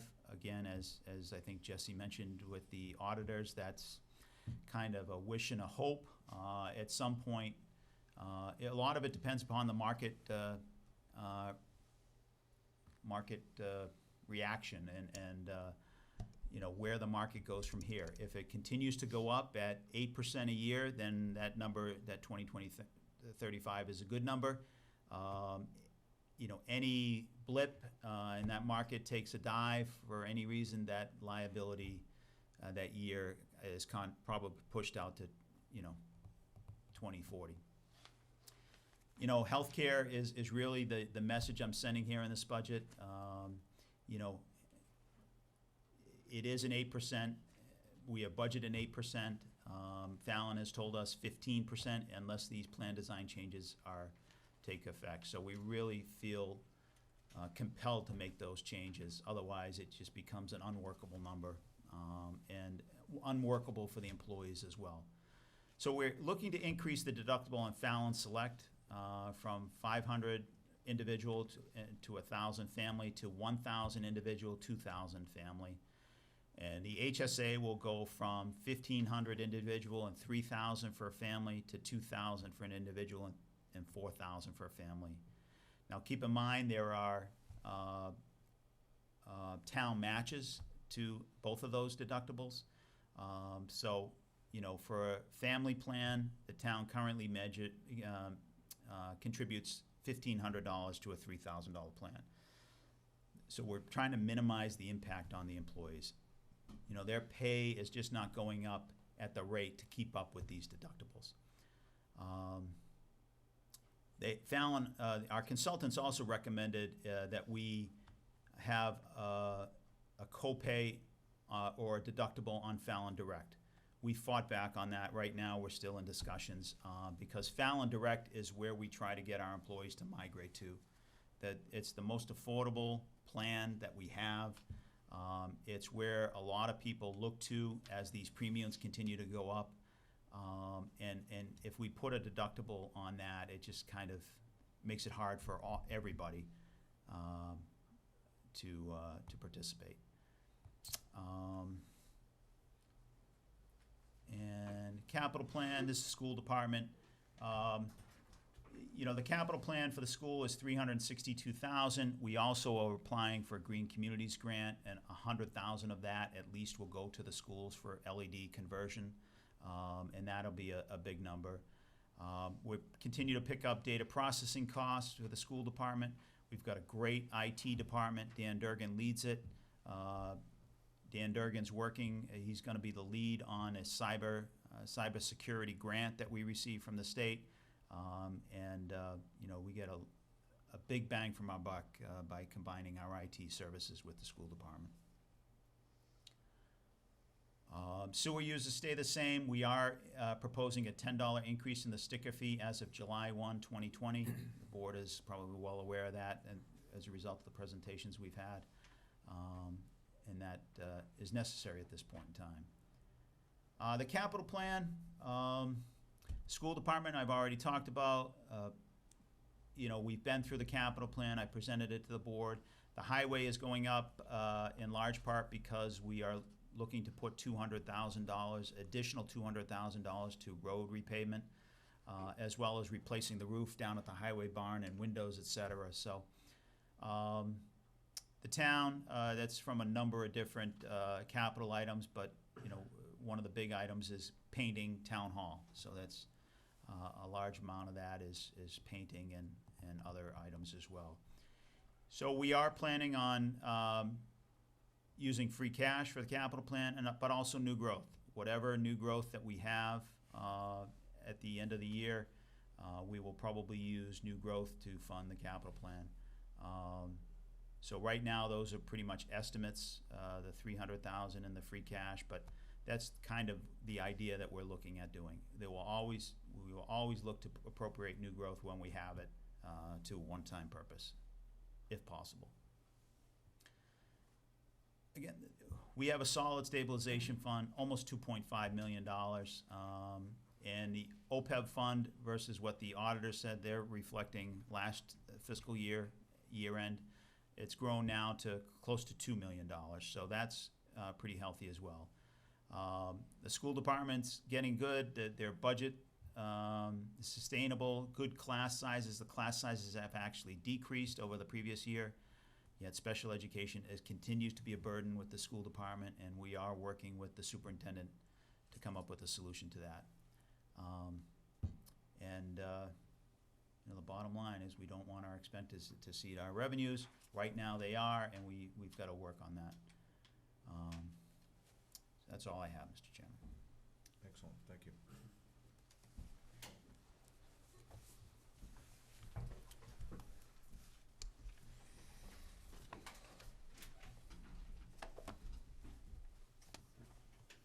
What do you like? Thank you, Mr. Chairman. Jim, that was a fantastic presentation. Thank you for all the work that you put in. No, seriously, it was. It really was. You know, I'm gonna sound like I'm repetitive. It's about transparency. You know, you and Tim and the financial team, you do all the hard work on a daily basis to make sure those numbers are together, and we are completely forthwith with the community. Everything that you covered down there in terms of concerns, healthcare, school, and so forth, the community should be aware of this. So it just speaks to the effort that you both put into it. So from the bottom of my heart, thank you. I do have a couple of comments, nothing big. one of the things that I underlined, and I'm just gonna talk about it now because I was excited, was the state aid grid. You know, that's one of the most telling components of the budget, and that's the reality that we're dealing with. And I'm glad to see that that was included in there. Yeah. Insurance, insurance is insurance. It's a challenge. You can't tell town employees, don't get sick, don't have medical issues, because obviously our rates are based on the overall experience of everyone who receives these benefits. And people do get sick. People have medical issues. That's what insurance is for. And it's just, again, it's frustrating. Yeah. But ultimately, there's nothing we can do about it. So I'm going to just say in advance, I thank the employees in the committee. I'm sure they're going to work with you. And ultimately, we at the town level are going to do all that we can to do what's right by our employees, healthcare-wise. Good. I have Erin's name written down. I think that's a great move. I was in favor of the promotion, and I think it's a good idea to give her her own space, because again, in the collector's office, you know, the public's coming around, there's a lot of activity. Much, yeah. And again, if there is a HR issue, better to have privacy and confidentiality. Right. And Erin, she'll do a great job in that role, so that was a wise move. And Tim, thank you for stepping up to help Manchog with the water district. I know, as Jim mentioned to us recently, there was a retirement of the people who used to be involved, and you have this new generation of people who are getting active in that role, and just having your guidance, I'm sure will help them out. So thank you for that.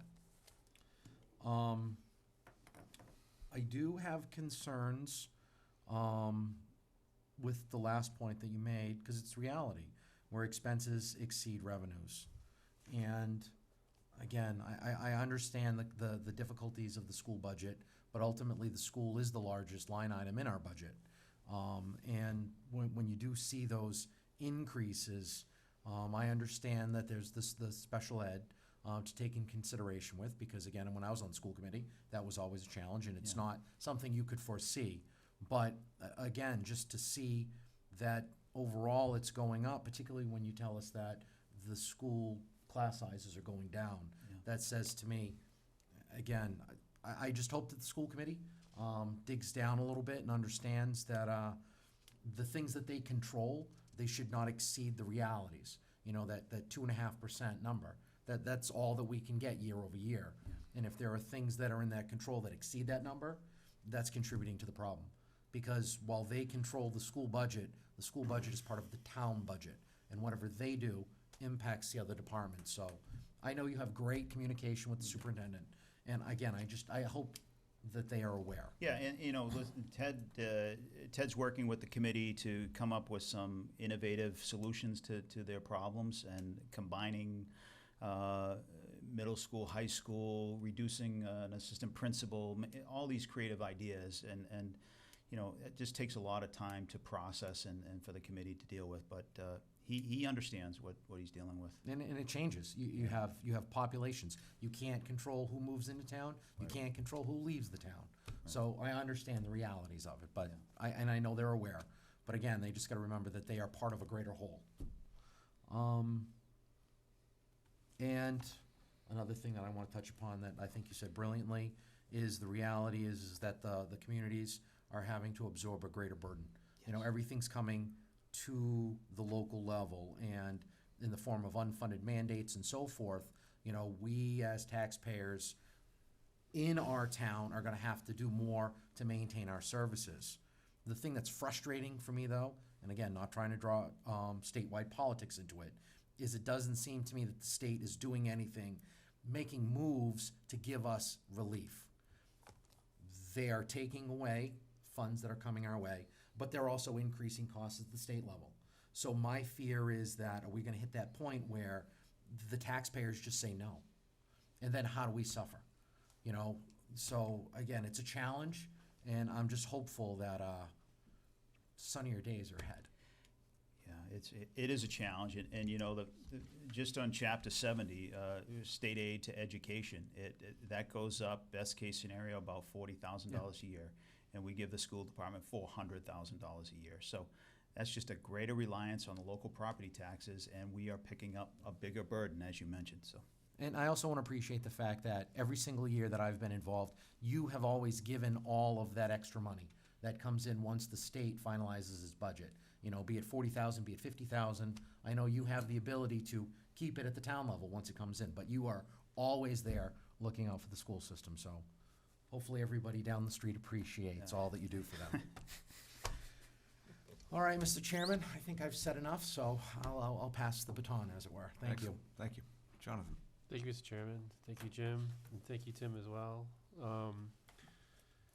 This is my second year going through this process, and I think what really strikes me about it is the complexity of, like, just even a small town government and the challenges that we face, that everybody faces around healthcare, ever increasing costs, and, you know, kind of hitting a point where, you know, things could get unsustainable as far as how much we can pay out as taxes as individuals, the costs of schools, all these type of things that are kind of burdened on us, you know, small towns. It makes it particularly difficult because we have limited options, particularly where we have a relatively small business community. But I think what's really just struck me about this is that the way in which you collectively have the finance department and you know, the town manager's offices run the budget has taken out the kind of the peaks and valleys that we used to have, where we'd have these peaks during the good years and then it would dip and then we'd have to make major cuts. And I think we've kind of leveled that out. And we're projecting out a few years and seeing that, yes, we have a fiscal cliff, but you've really conservatively budgeted so that, you know, 150,000, you know, is a super conservative number. You've never even hit that number. So that means even in recession years, we still are going to, you know, we're being conservative because of these factors that we don't have control over, like, you know, costs for BVT, costs for, you know, the healthcare and things like that. So it's just this kind of like shell game of making sure that we're keeping the revenues above the costs. So. You know, that's really part of our thinking. You know, it is, you know, a lot of communities surrounding us are going through overrides. And, you know, we are of the thinking that we want to continue on this path without bringing that question to the public and try to work with our budget and try to make decisions that we can continue to live with our budget. You know, that point is coming some point down the road, but we try to push that out as far as possible. And based on your conservative approach, again, we can't foresee the future.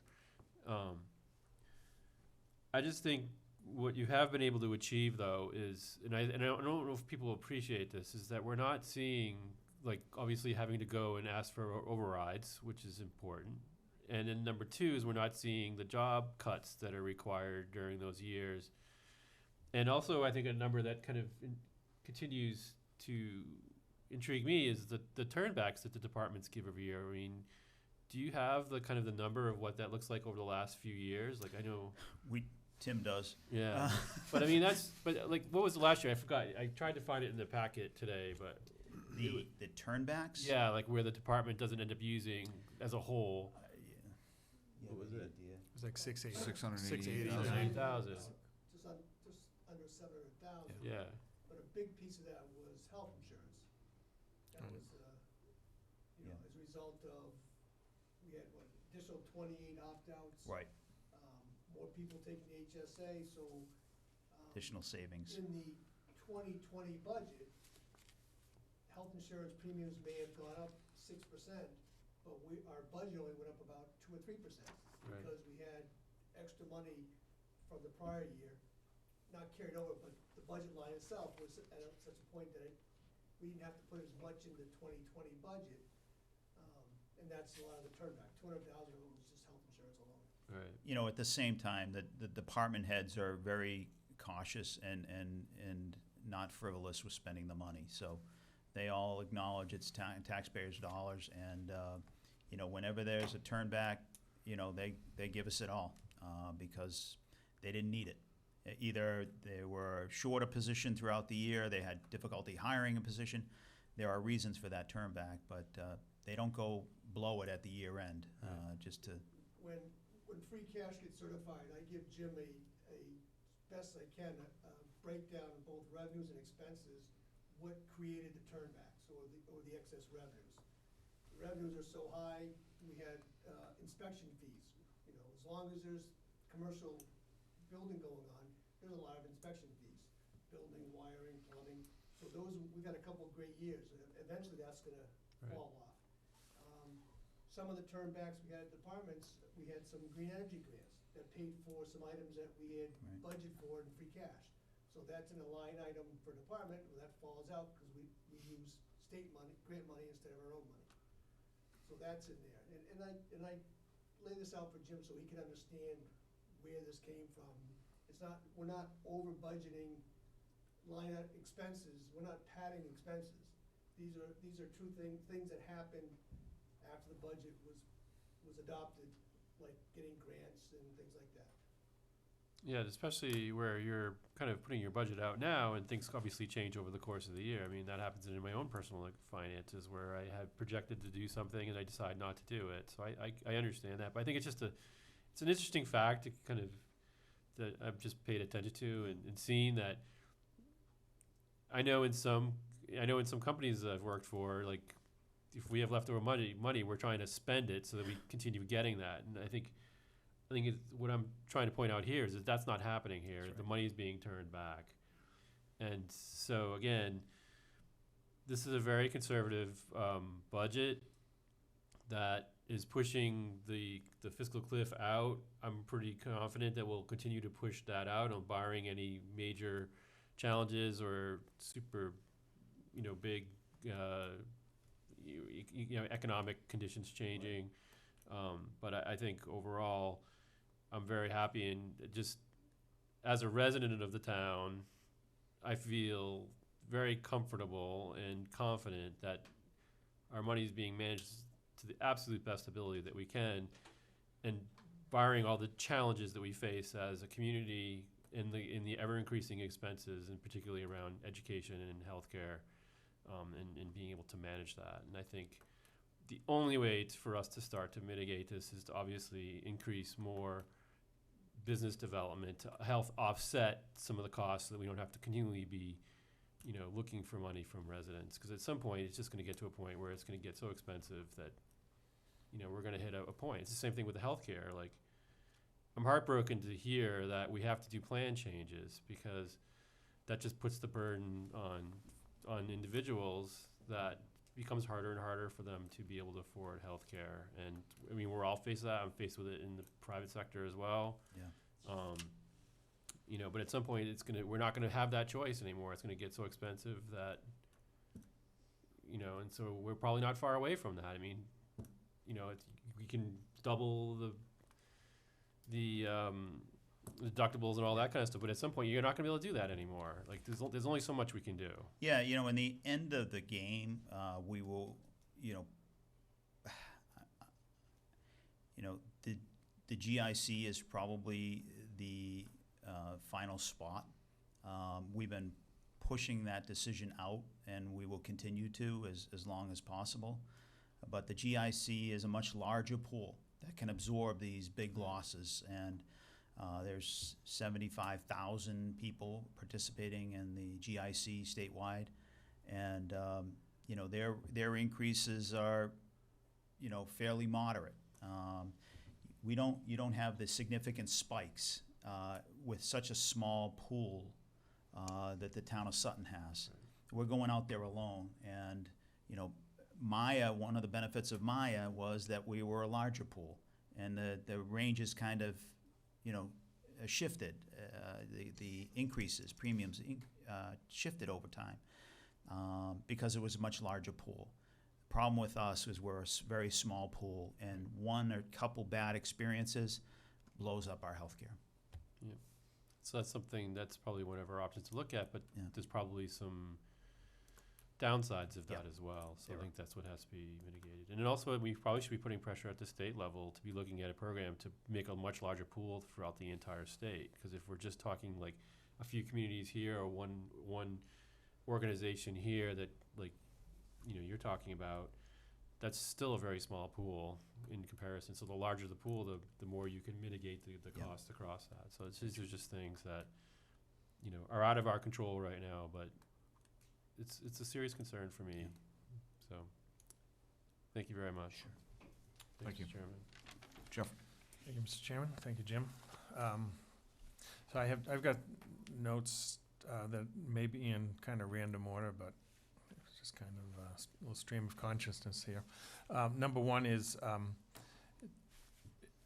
Tim doing the Manchog Water District.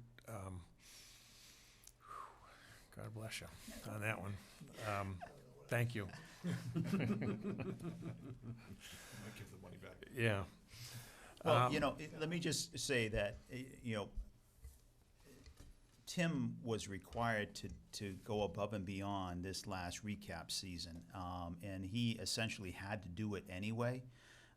So, now Manchog has agreed up front and signed a contract to have him do this before it becomes a problem.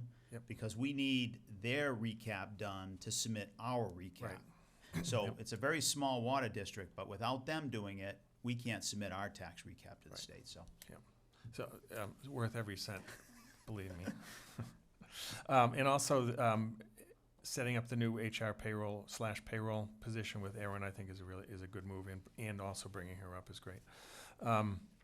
So with the budget, it's like the more things change, the more things stay the same, and it's BVT and healthcare. And the thing with healthcare, that in terms of that forecast, if we have a 15% increase in year one of that forecast, that carries through and blows up that whole thing. So I'm not sure how many more arrows are in your quiver for this. But that's, to me, the biggest threat to the whole budget is the healthcare issue. And you've done a great job on it. I just don't know how, going forward, how many more plan design changes can be made, or I don't know. You didn't mention, you kind of went over quickly on it, which was under the healthcare, the opt-outs. In plan design, do the plan design changes help with the opt-outs? Yes. Yeah, well, the sad part is healthcare becomes more expensive for employees to participate. And so if they have the option of going to their spouse's plan at lower premiums, then they choose to do that. And as a result, we've had 28 individuals opt out, or families opt out of our health insurance, which has saved us money. Mm-hmm. And with these plan design changes, if they go into effect, which I expect they will, then we'll probably see an increase in opt-outs as well. Okay. Which, is an additional way to save money, but unfortunately, the employees are considering what makes the most sense economically for them and their families. Right. And how about the HSA? How is that impacted? Or Well, the fact how is, will it if more people go on? It'll benefit us. The more people that join the HSAs, the better for us. Right now it's a limited population. I don't know whether it's 18 maybe families and individuals that are members of the HSA. That's decent, but we need to increase that. To me, I've been such an advocate of HSAs. They make a lot of sense financially. Even for sick people, they make a lot of sense. But it does benefit us as a town. There's a real educational challenge, though, to get the employees to take that leap, to go from, pretty much where, co-pays and very small deductibles to going to a $3,000 deductible, even if the town matches $1,500. In the last thing, you talked about the sewer project being $4.8 million, and then, which I'm glad to see, by the way, it's going straight to the school, and it takes a lot of issues off the table for me, anyways. And if we don't do it, we're looking at $1 million plus wastewater treatment cost. Yeah. $250,000 approximately for the septic here, and then 2.6 million plus in ongoing Over a costs. 20-year period of time. Right. Yeah. So, I won't say it's roughly a wash, but it's pretty close. And I assume that that if we do it by adopting the sewer project at town meeting, it'll be a much more efficient way to pay for this, so that we won't have $1 million spike. I mean, Right. once it's in, it's done, and you now have sewer service for the next 50-plus years, Well, we also have a constant, and you don't we have got a very predictable. maintenance and anything else. But also debt service. Yeah. Going out, right. So, if it doesn't pass, how are we gonna pay for all that? We're gonna have to, first of all, have feasibility studies done on all of that. The wastewater treatment plant, that would be the first one that I'd tackle. And Yeah. I would have engineers come in and tell us exactly what they would propose, and present that to town meeting. Because that is, according to Roger Raymond, 3 years from failure. And, maybe it's a year from failure, maybe it's 5 years, but But how would it's we pay coming for up it? to the end of life. It would have to be either through the capital stabilization fund or another debt exclusion. It's our only options. So my point is, with the sewer project, that saying no to the sewer project doesn't mean we're not spending any more money. Oh, no. No, Yeah, in fact, because, we probably have a good $1.5 million at least, just to handle the immediate sewer issues that we Right. have. Never mind paving Boston Road, which is another cost that we would have to bear at some point in time, because that road is in serious need of treatment as well. Right, and if we use up the availability, so to speak, of the capital stabilization plan, we wouldn't have that to do the roads and all the other things. So, I guess my point is, it's just not as simple as saying yes or no to the sewer projects, that we're not gonna save a lot of money necessarily by saying no to it, because we have those costs built in. Right. Yeah, okay, Yeah, Plan B is just as challenging as Plan A. right, absolutely, so, that's it. Great, thank you. The good thing is, I don't have much left to say, because everyone's covered it, so. But, I actually, before you go, it was really a great presentation, as has been said. And, in a lot of ways, for me, it was great, because we've talked about a lot of these things before. None of the things that really were presented here, even though this is the first sort of draft of the full budget that we've seen, come as any surprise. We've talked about really all of these things. And, the very first note that I had written down was about the Insurance Advisory Committee and their willingness to continue to work with us. And as you point out, maybe the harm in not working with us is greater than what you have to give up, but it's challenging on either way that you look at it. I really had the same point Jeff did. We've been talking about plan design changes for many, many years, and how long can you continue to make plan design changes before there's nothing left to change, nothing left to give? To me, it speaks to the wider problem of health insurance in general, a system that feels like it's broken. And as you said, if you make enough plan design changes, it would entice some people to move off to, say, a spouse's plan. But that's, I always feel like that's horse trading. You can do that for now until that plan changes, because everybody's making plan design changes. And what is a better plan this year may not be a better plan next year. So people are looking, every year, it seems like, to figure out where the best place to be is. And it just, feels like a race to the bottom. Yeah. So it's pretty unfortunate. But, from our perspective, I guess the point is, it's just the reality that everybody's facing. This is just where the world is right now. One of the things that we don't really talk about with the health insurance, we talk about the percentage increase. But, we have an aging employee workforce too. So every year we're getting, I know at least 4 retirees from the school department coming up. Well, so you replace those 4 with another 4 employees. Our employee base is the same, but now we have 4 more people on health insurance. And if they take a family plan, that cost to us is $60,000, just for Yeah. those 4 employees. Add that to the 8% increase, and it's really more than an 8% increase when you start factoring more employees, because of retirees. Yep. Well, and some of those retirees, many of those retirees at the school department are not 65, so they're not going on Medicare. They're on, continue as an Going into active open. participant. Yeah. And then we have 4 new active participants in our healthcare plan. It's a challenge.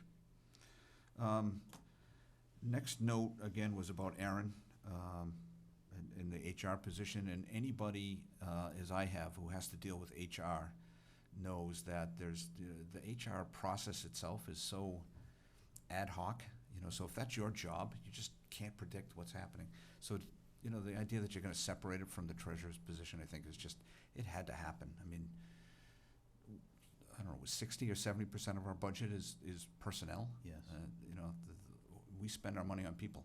We have a lot of people to deal with here, so that's a challenging position. So I think having somebody focus on it is, Yeah. that day was coming. You mentioned Dave Perry, and it's worth doing.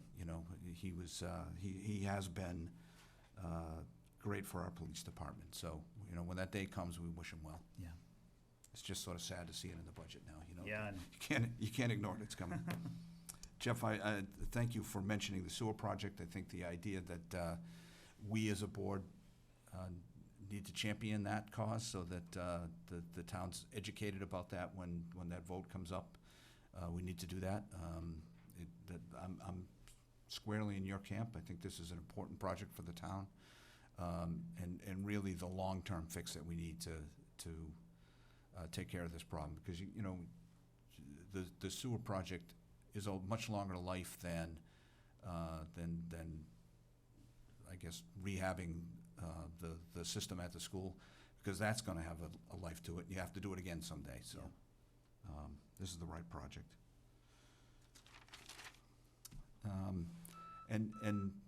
The other big note that I had that Jesse really also focused on was this idea that you can look at so many budget line items that we have. Our own school budget, the way the formula works, the state makes it really obvious that they don't want to look at us as a place where they should be spending money. They keep asking us to fund more and more.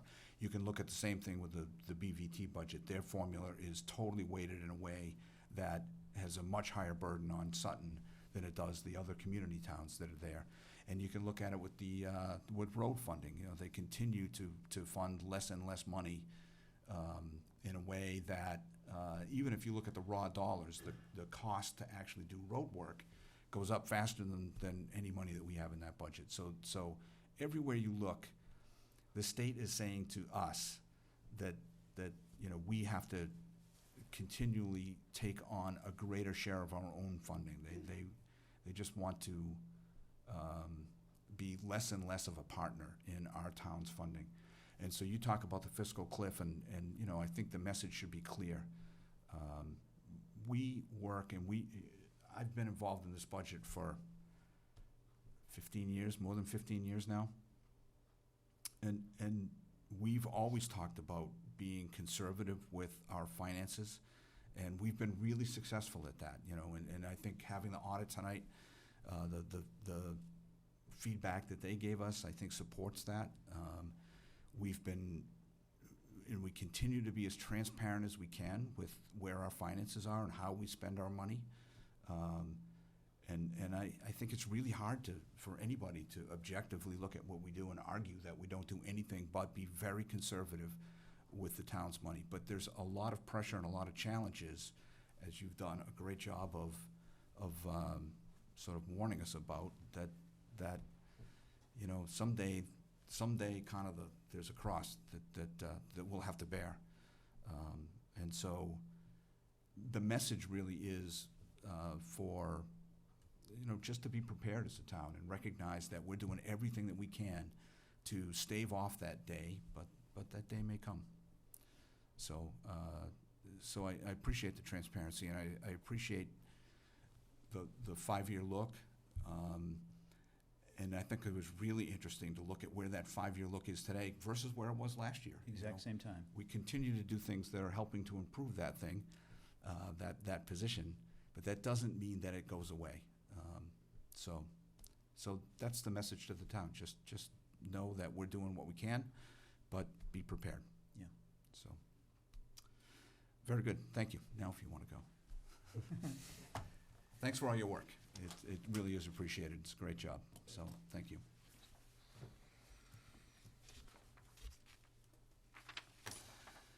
Okay, town managers update. Thank you, Mr. Chairman. Really quick, I'll go through this. Cybersecurity Awareness and Training Grant. We received a grant from the state. We were late to the party, but we were able to get in, and they agreed to take us on.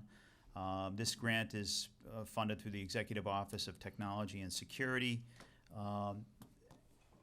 You know, the fact is, I had worked with Dan Durgan to appropriate $10,000 in the data processing budget for this very purpose. And now, knowing that we got this grant, I was able to cut that $10,000 out of it, and this will all be taken care of even better than the $10,000 would have handled. But that's there's mock phishing emails, you know, an education process that will take place throughout the year to get the employees aware of, you know, an erroneous email that comes in or a malicious email that comes in, which is really the entranceway to cybersecurity, how they get access to it. Finance Committee public hearings will be held on Tuesday, March 17th. I didn't realize that was St. Patrick's Day, but that'll be fun. Wednesday, March 25th, and Wednesday, April 1st. Public hearings are open and to the public, and will begin at 6:30 p.m. each night.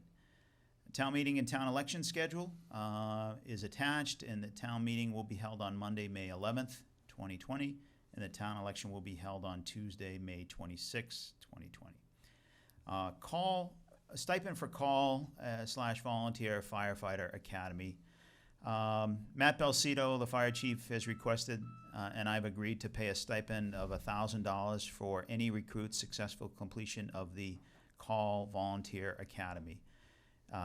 Individuals must complete upwards of 300 hours of training weekly from 6 p.m. to 10 p.m. in, was it Stowe, or and every Saturday from 8 a.m. to 4 p.m. This is really an effort of some people that want to make all fire departments full-time. And we are a small department, small town, and we don't feel the need to do that right now. So it really depends upon volunteers and call firefighters. I think this is great. I think we have 2 candidates that are interested in this.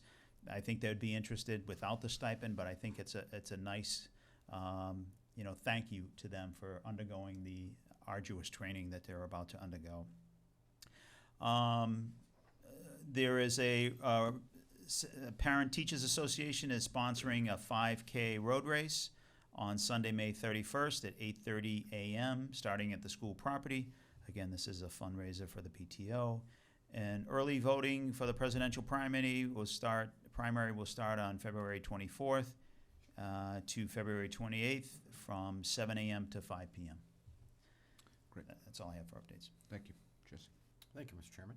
Jim, great update. First off, I apologize for asking about the early voting. Hey. I should have known that you were going to update us, and I just apologize for asking early, but That's fine. I was just excited about it, that's Yeah. all it was. I'm only going to comment on number 4. I know that a few months ago, I know the fire department posted something on Facebook, just an ad, seeing if they could get anybody that might be interested. And I remember talking, I'm pretty sure it was District Chief Dresser, about this, just wondering if anyone had contacted them, and they got nothing. And then I think back that, okay, our on-call guys are not getting any younger, and the rigors of becoming an on-call volunteer isn't like it was even 10, 15 years ago, where you could just show up at the fire station and sign up and they'd do all the training.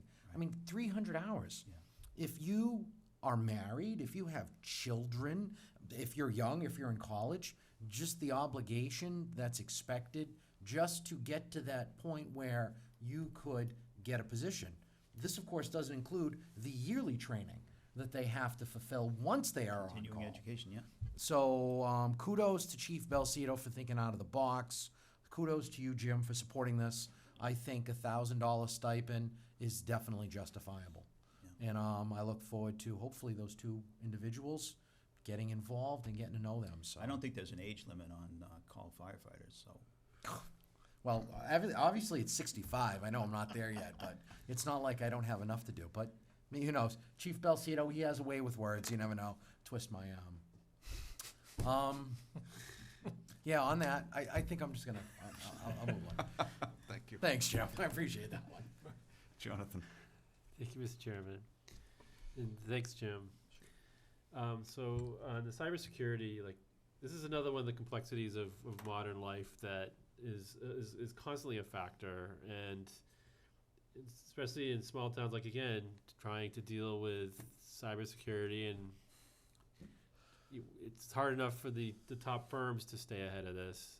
And I hear all the time about breaches in different municipalities, or where they'll actually hold these towns for ransom. So this is a really serious issue, and it's an ever-moving target. So I think anything that we can do to reduce our risk, but even still, it's just a challenge, and it's just another one of the complexities of modern day life that we have to deal with. Very true. Like Jesse, I support the stipend. I think that makes sense, and barring any injuries, I will run in that race. So if I don't have anything before that, I will do that race, or I have to be someplace else. But I've been training. I have been. I've been running every week. So I got to put that down, because if I don't put the commitment to everybody, I'll find some way to get out of it. It's public now, man. It's You're not gonna public. get out of I'm on that. it. Thank you. You're welcome. Jeff. Mr. Chairman, it is public, Jonathan, and Jesse, it's also public too, and congratulations on stepping up for the firefighter academy. I don't have a lot to comment than Jonathan and Jesse have already said. I do think that it is great for the $1,000 stipend, though. In all seriousness, it's a lot of work. It's a lot of training. It's a lot of ongoing training. Jesse, honestly, you really didn't make it sound all that enticing when you laid out exactly what goes into it. It's just the It's reality. just the reality. It's a lot of time. So it's absolutely worth that. Hopefully there'll be a lot of people signing up for that road race, and maybe that, you never know, will help with our experience rating. Seriously, for the whole wellness thing. So hopefully the town can do that. Let's hope we don't have the opposite effect. Yeah, that's true. Yeah, right. Also the public hearings. St. Patrick's Day is really no better way to spend it than in a finance committee public hearing. But seriously, for the public to go to at least watch those on TV or on YouTube, or go to the hearings themselves, there's a lot of things that are presented at town meeting that are discussed there in depth. And there's a lot of, I know in my experience, there was always a lot of misconceptions at town meeting, and, not that I'm a big Facebook person, because I'm not, but I know on Facebook, a lot of misconceptions about a lot of the articles that are on the warrant, particularly budget issues. I'm sure there will be for the sewer project as well. So that'll be discussed in detail, so I would encourage everyone to at least watch it on TV or YouTube, but I think that we get an awful lot out of it by actually showing up and voicing their opinions at that. So that's what I have for my comments. So Thank you. It is so nice to have another former Finance Oh, and and- Advisory Committee member here. I may or may not join Jonathan on, Yeah. but I won't commit quite as strongly as he just did. So. I'm serious. It's great to have another finance guy here, because every year I kind of say that same thing, that these really are important hearings that they hold. And And Jeff's right, you can watch them on TV and get a lot out of it, but there's something about being in the room. There's a different dynamic. You get to sort of hear, you know, more of the side comments maybe that are being made, and you have a chance to participate if you'd like to. And so I always encourage people to go to these. It used to sort of frustrate me that we would not have people in the room, and then, as you say, you show up at town meeting and there's lots of questions about things that really were addressed at the Finance Committee meeting. So they're really good meetings to go to. Jim, we talked earlier today about the cybersecurity thing, and I don't know. I mean, I'm sort of in charge of IT at work, even though I'm not really an IT guy. And this has been one of my big concerns for a long time. Dan's a great asset, and I'm sure he's doing a great job to mitigate the risk as best possible. But to be able to get specific training on this, Jonathan mentioned that, you know, we're all at risk with phishing hits and things like that, but it seems like cities and towns have been particularly targeted on this ransomware thing, and so to do everything that we can to protect ourselves is really important. I just wanted to talk briefly about the volunteer firefighters. You know, you mentioned that that there's a push to make all departments full-time, and I remember in my early days around town here talking with so many volunteer firefighters, people that really couldn't be a full-time firefighter because, you know, their life circumstances didn't allow them to be, and yet they loved the work that they did to be involved as a volunteer. You could hear from these guys that were here earlier. That's a real passion. That's a thing that kind of gets in your blood. And so it was an opportunity for people to do this in a way that they otherwise wouldn't have. So it's interesting to hear that we're not really getting as many volunteers, and I think it is because you can tell over the years that they've really had to bring standards and professionalism and training to this, and it's a real burden. So the $1,000 is really sort of a minimum gesture, it feels like, you know, so. You know, I certainly forgot to support mention, that. you know, after the 300 hours and after you get certified as a firefighter 1, you still have weekly trainings on Monday nights for 52 weeks with the fire department. I mean, it's an ongoing process. Yeah, it's a lot that you give, so. And I will mark May 31st on my calendar so that I can make sure that you did run. I was gonna. Oh, you're gonna say you're gonna join me. That's your mistake. That's all I have. So now we have announcements, roundtable, and correspondence. Jesse? Thank you, Mr. Chairman. Well, seeing how we're talking about the fire department and training, I will have to admit that I did participate in the training. So you probably get some credit for that. I did, I hope so. I was there for an hour, and I got, this is the second time that I participated in the water rescue training. So they threw me in Lake Singletary, and unfortunately, I was rescued not once, but twice, which I was happy about, that's for sure. But I just want to put this out there for the community. The men and women who are part of our fire department, they went down to Lake Singletary on a cold Sunday morning.